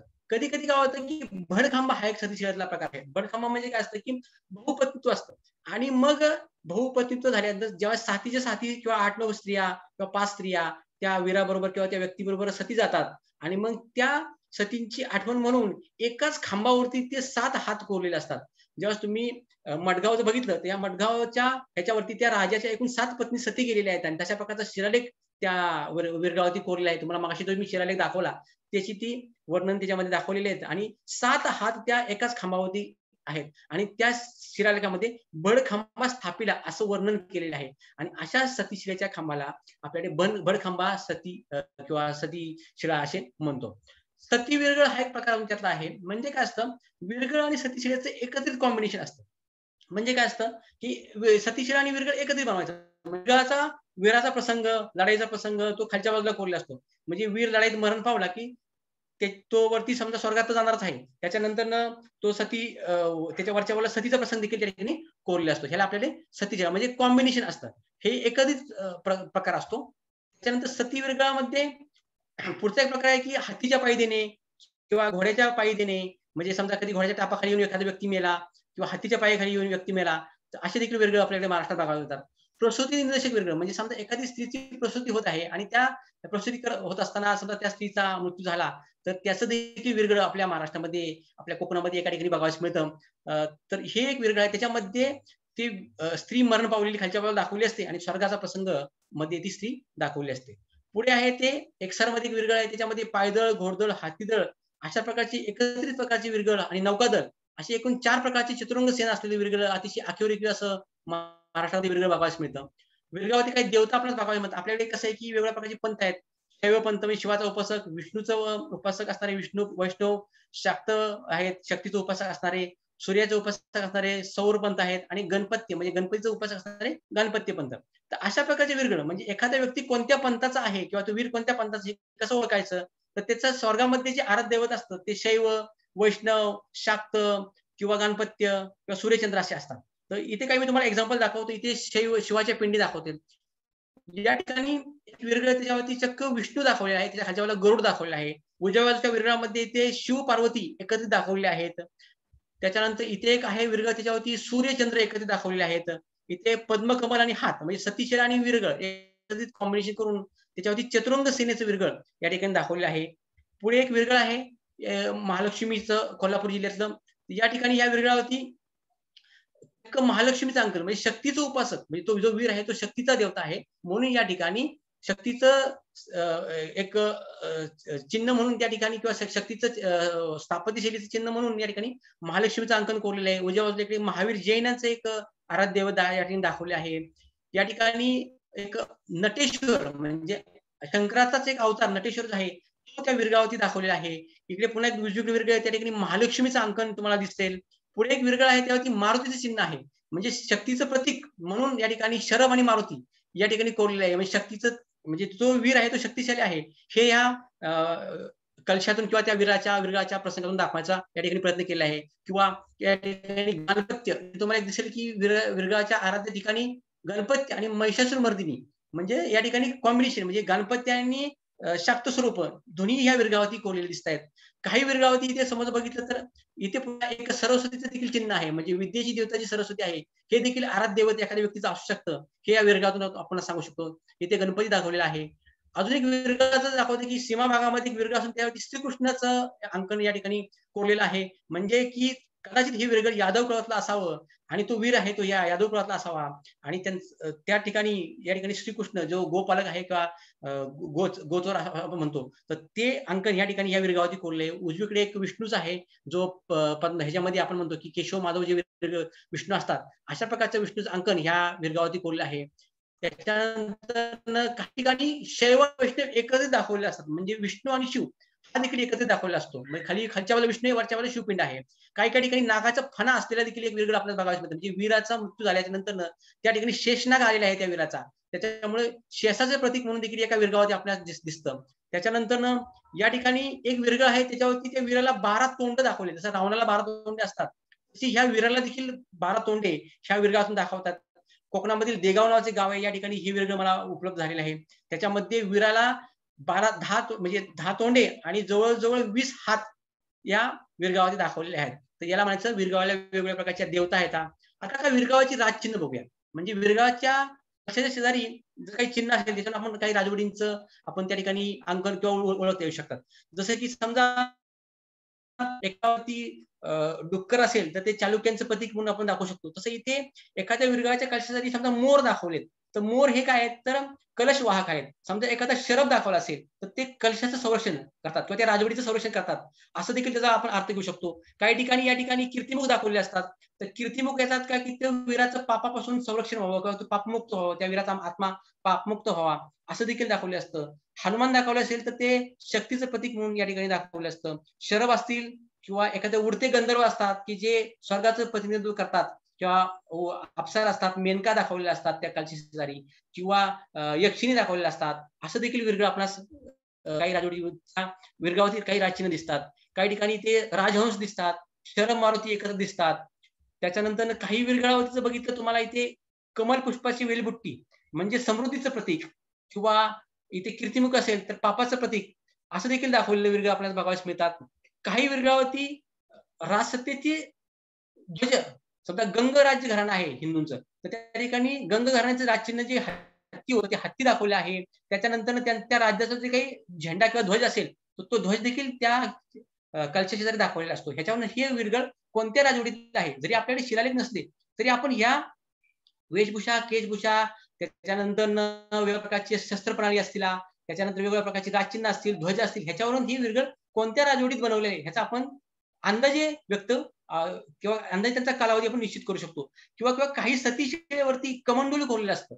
कमंडलू म्हणजे काय, तर कमंडलू हे त्यागाचं प्रतीक असतं. समजा एखादा साधू असेल तर त्याच्या हातामध्ये बघा एक कमंडलू दाखवले असतो. याचा अर्थ काय होतं की कमंडलू हे त्यागाचं प्रतीक आहे. म्हणजे जसं सतीने काय केलं आहे, आपल्या जीवनाचा त्याग केलेला आहे आणि ती सती गेलेली आहे. तर असाच प्रकारचा एक विषय. आपल्याकडे काही ठिकाणी दैवतीकरण नावाचा एक प्रकार आहे, की आपल्याकडे कसं होतं की वेगवेगळ्या प्रकारचे विरगाला दैवतीकरणाचा स्रोत दिला, म्हणजे विरगाचा गणपती केलेला असतो, किंवा त्याला रंगरंगोटी केली असते, किंवा त्याला शनिदेव म्हणून केलेला असतो, पुजतात, कोण शेंदूर लावतात, किंवा विरगळ प्रसन्न म्हणून देवता हे करतात. तर अशा प्रकारच्या दैवतीकरणामुळे नक्की शिल्प काय आहेत ह्याचं लोकांना अज्ञान असतं. आणि मग अशा प्रकारचं अज्ञान झाल्यामुळे त्यांच्यावरती काय होतं की त्या विरगावरती अज्ञानापोटी नक्की ह्या वीराच्या खुणा आहेत का, की नक्की हे कोणते देव आहेत, ह्याच्यामुळे काय होतं थोडस त्या विरगाचं दैवतीकरण होतं. मग ते लोक त्याची पूजा वेगवेगळ्या स्वरूपात करतात. शनिदेव म्हणून देखील पूजा करतात, किंवा चेडा म्हणून करतात, किंवा वेताळ म्हणून करतात. तर असं होऊ नये म्हणून लोकांनी काय केलं पाहिजे की त्या ठिकाणी लोकांना आपण प्रवृत्ती केलं पाहिजे की रंगरंगोटीपासून त्या लोकांची म्हणजे त्या लोकांना आपण पाहिजे त्या विरगळाची माहिती सांगितली पाहिजे, की बाबा हे विरगळ आहेत, हे तुमच्याच गावातले वीर आहेत आणि ह्यांनी तुमच्या गावाचं रक्षण करण्यासाठी स्वतःचा जीव दिलेला आहे, आणि ह्या स्मृती तुम्ही जतन केल्या पाहिजे, आणि त्याला कुठल्याही प्रकारचा रंग लावला नाही पाहिजे, चुना लावला नाही पाहिजे. त्याच्यानंतर आपण काय केलं पाहिजे की ह्या सगळ्या गोष्टी होऊ नयेमुळे, किंवा गद्देगळ असतील, विरगळ असतील, सतीशिळा असतील, ह्याचं संवर्धन केलं पाहिजे आपण, आणि गावकऱ्यांना त्या विरगळाबद्दल माहिती दिली पाहिजे, त्याचं महत्व पटवून सांगितलं पाहिजे, आणि त्याच्यानंतर शिलालेख असेल तर त्याची नोंद केली पाहिजे. आणि त्यांना सगळ्यात महत्त्वाची गोष्ट म्हणजे काय, तर त्याचं रंग लावण्यापासून, शेंदूर लावण्यापासून, किंवा त्याची पूजा करण्यापासून त्यांना रोखलं पाहिजे. आणि अशा प्रकारचं विरगळाचं आपण काय केलं पाहिजे की डॉक्युमेंटेशन केलं पाहिजे. म्हणजेच काय की विरगळाचं डॉक्युमेंटेशन जर केलं तर आपल्याला काय होईल की सदर विरगळ ह्या दिवसापासून ह्या समजा आपण 20 वर्षानंतर बघितलं तर ते डॉक्युमेंटेशन केलं असेल तर त्याच्यामध्ये जे काही बदल झालेले त्या विरगामध्ये, तर त्या विरगाची पूर्ण माहिती आपल्याला बघायला मिळते. म्हणजे काय करायचं की ती विरगळ कुठे आहे त्याचा पूर्ण पत्ता लिहिला पाहिजे, त्याचं जीपीएस कॉर्डिनेट काढले पाहिजेत, त्याचं स्थान कुठलं आहे, त्याच्यानंतर त्याचा अक्षांश रेखांश काढला पाहिजे. तो जो विरगळ आहे ते कुठल्या राजवटीशी संबंधित आहे का, ज्या ठिकाणी विरगळ आहे त्याचं काही त्या गावाला काही ऐतिहासिक पार्श्वभूमी आहे का, किंवा त्याचा मालकी हक्क सध्या कोणाकडे आहे, किंवा त्याचा ताबा कोणाकडे आहे, विरगळाची स्थापत्य वैशिष्ट्ये कोणती आहेत ती केली पाहिजे. हा विरगळ कोणत्या दगडामध्ये बांधलेला आहे, किंवा कोणत्या दगडामध्ये तयार केलेला आहे, सद्यस्थितीमध्ये त्याची काय परिस्थिती आहे, त्याची काही रिपेअर केली का, दुरुस्ती केली का, किंवा त्याला काही क्रॅक गेलाय का, तडा गेलाय का, भेगा गेल्यात का, किंवा त्याचं काही नुकसान झालंय का, एखादा घटक घाण झालाय का, किंवा त्याच्यावरती वातावरणाचा कुठला परिणाम झालाय का, त्याच्यावरती कुठलं शेवाळ वाढलंय का, चट्ट वाढलाय का, किंवा त्याचे जमिनीमध्ये कुठे काय त्याचे दुरुस्ती म्हणजे भाग गाडला गेलाय का, ह्या सगळ्या गोष्टी आपल्याला नोंद केली पाहिजे. त्याच्यानंतर सर्वात महत्त्वाची गोष्ट त्याच्यामध्ये किती कप्पे आहेत, किती रकाने आहेत, त्या रकान्यामध्ये किती प्राणी दिसत आहेत, त्याच्यामध्ये कुठल्या कुठल्या प्रकारची माणसं दिसत आहेत, किती प्रकारचे शस्त्र दिसत आहेत. त्याच्यानंतर हे सगळ्या गोष्टींची आपल्याला नोंद करायला पाहिजे. नोंद केल्याच्या नंतर त्याच्या शिलालेख असेल तो अतिशय उत्तमच, त्याच्यामुळे आपल्या राजवट समजते.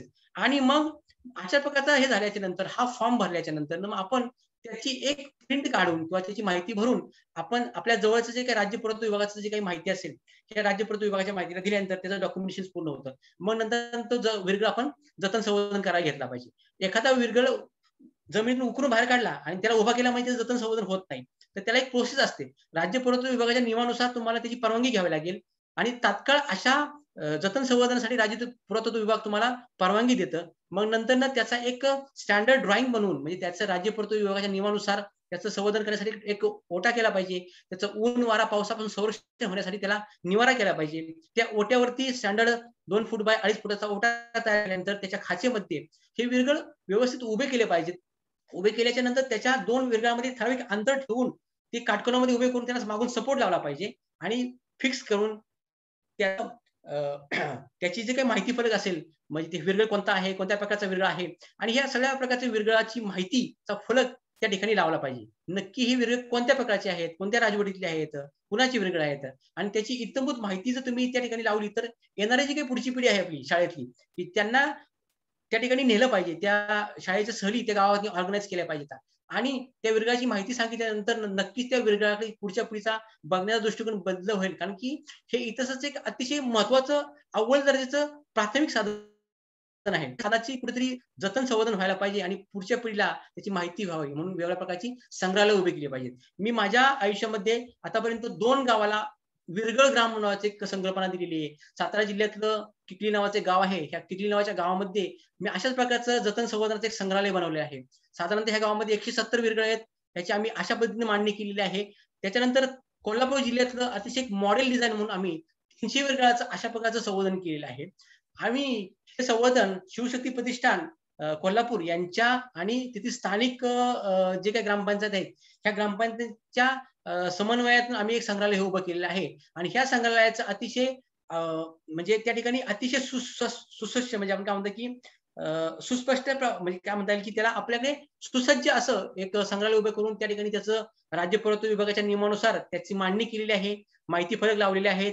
त्याचे वेगवेगळे प्रकार लावलेले आहेत. त्याची रचना मांडणी करून त्या ठिकाणी गावातल्या आणि कोल्हापूर जिल्ह्यातल्या सगळ्या सहली शाळेतल्या आम्ही त्या ठिकाणी घेऊन जातो आणि त्या विरगळाची इत्थंभूत माहिती त्या फलकातून त्या विद्यार्थ्यांना देण्याचा प्रयत्न केला जातो.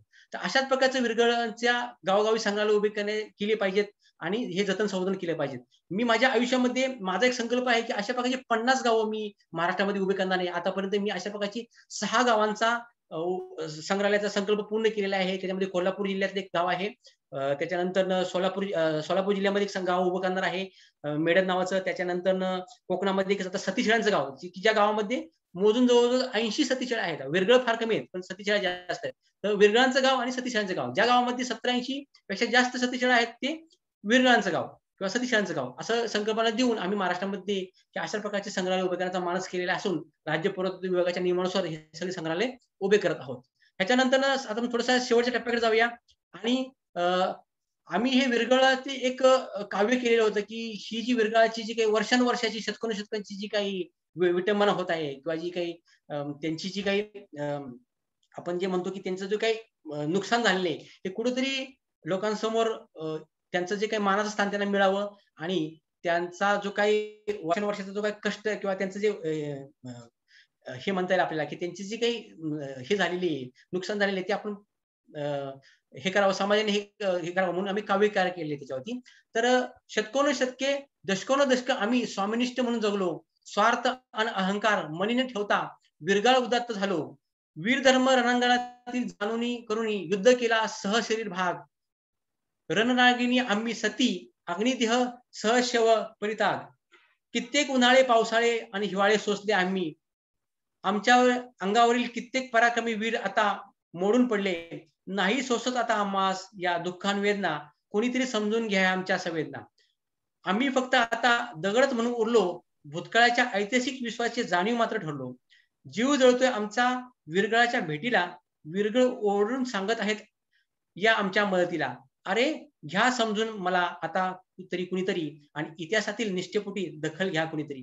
तर अशाच प्रकारे आज दिगंबर राव कला बिंदू वाणिज्य आणि विज्ञान महाविद्यालयाच्या वतीने आणि कला महाविद्यालय भिगवण इंदापूर यांच्या वतीने आज मला विरगळ या विषयाबद्दल बोलण्याची थोडीशी माहिती सांगण्याची जी काही संधी दिली त्याबद्दल मी त्यांचं आभार मानतो आणि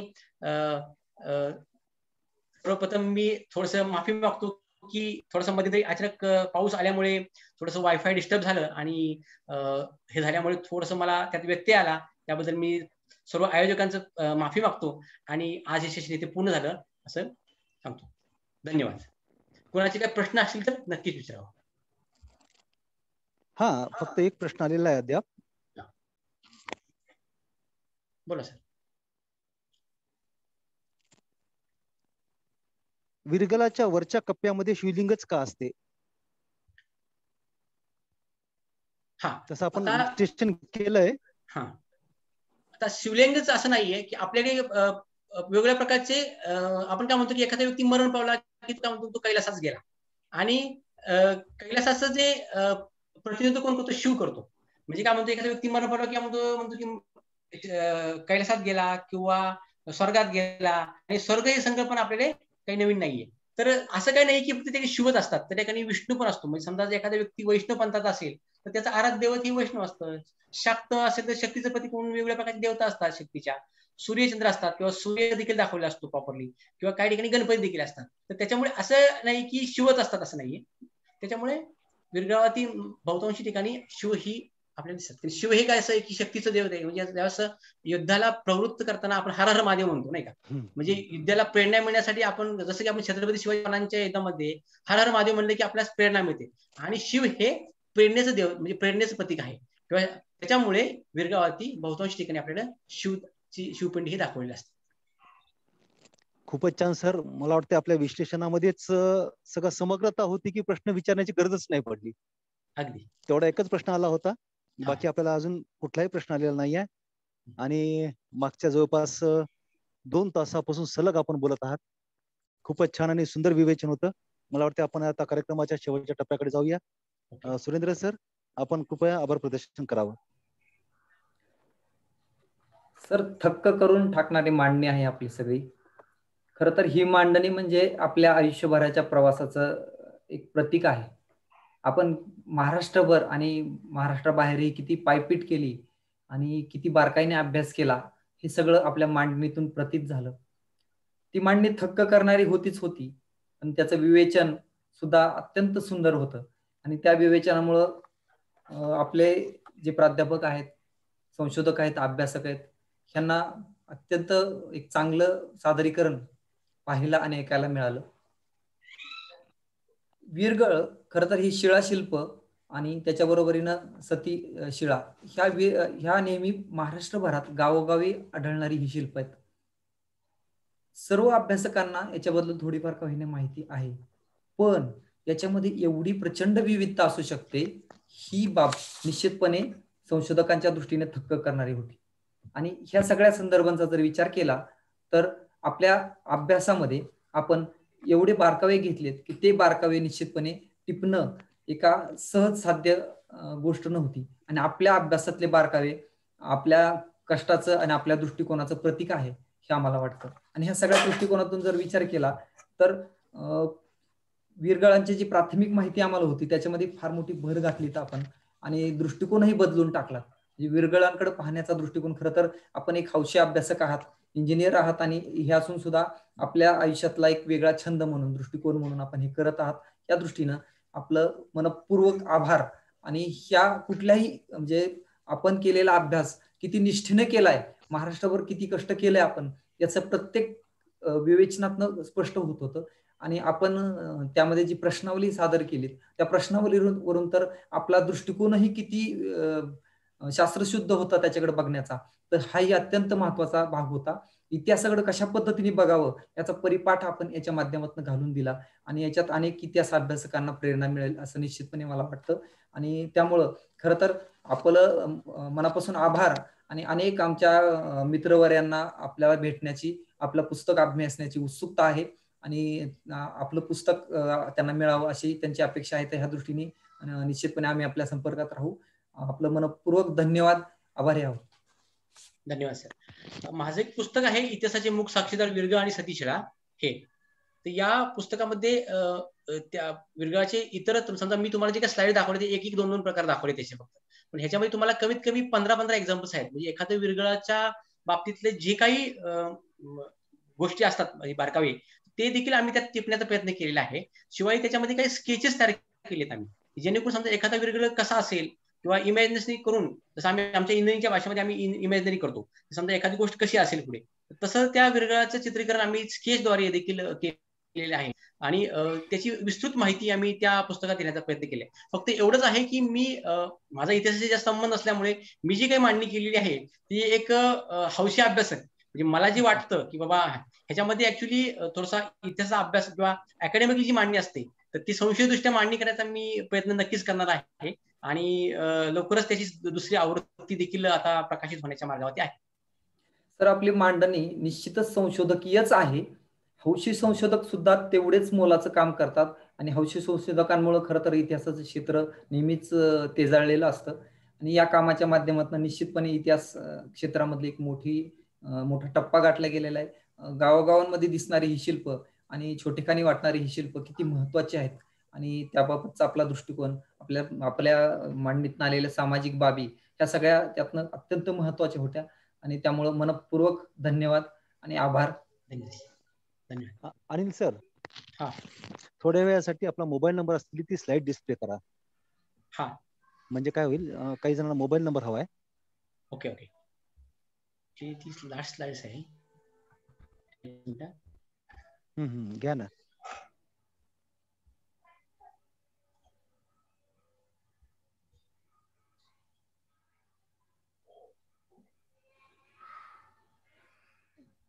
अनिल सर, आणखी एक महत्वाची गोष्ट मला खरंच पुन्हा एकदा अधोरेखित करायची आहे आणि ती म्हणजे आपल्याला थोडासा व्यत्यय आला तांत्रिक कारणास्तव, पण ऐकणाऱ्या मान्यवरांमध्ये, अभ्यासकांमध्ये आणि प्रेक्षकांपैकी कोणीही सोडून गेलं नाही. सर्वजण एका स्तब्ध राहिले आणि हे सगळ्यात मोठं यश होतं आपलं आणि त्यातून खऱ्या अर्थानं ते व्याख्यान एका प्रचंड उंचीवर पोहोचलं होतं की जिथून ऐकणाऱ्यांना वाटलं की इथून माघारी फिरणे नाही, आता तो पूर्ण ऐकल्याशिवाय पर्याय नाही. असं होणं, पाऊस नाही, अचानक काय झालं की पाऊस आला आणि वायफाय बंद झालं माझं. ती तांत्रिक बाब असू शकते, पण त्यातनं तुमच्या व्याख्यानाची यशस्वीता सिद्ध झाली आणि नेहमीच जी गोष्ट पारखून निघते त्याची यशस्वीता सिद्ध होते आणि ती पारखलं गेलं, त्या दृष्टीने आपलं यश आहे. सर धन्यवाद. सर्वांनी नंबर घेतलेला असेल आणि त्या दृष्टीने आपण आता व्याख्यानाच्या शेवटाकडे जातोय. आपल्या सगळ्यांचा आभार, प्रेक्षकांचाही आभार आणि धन्यवाद. धन्यवाद.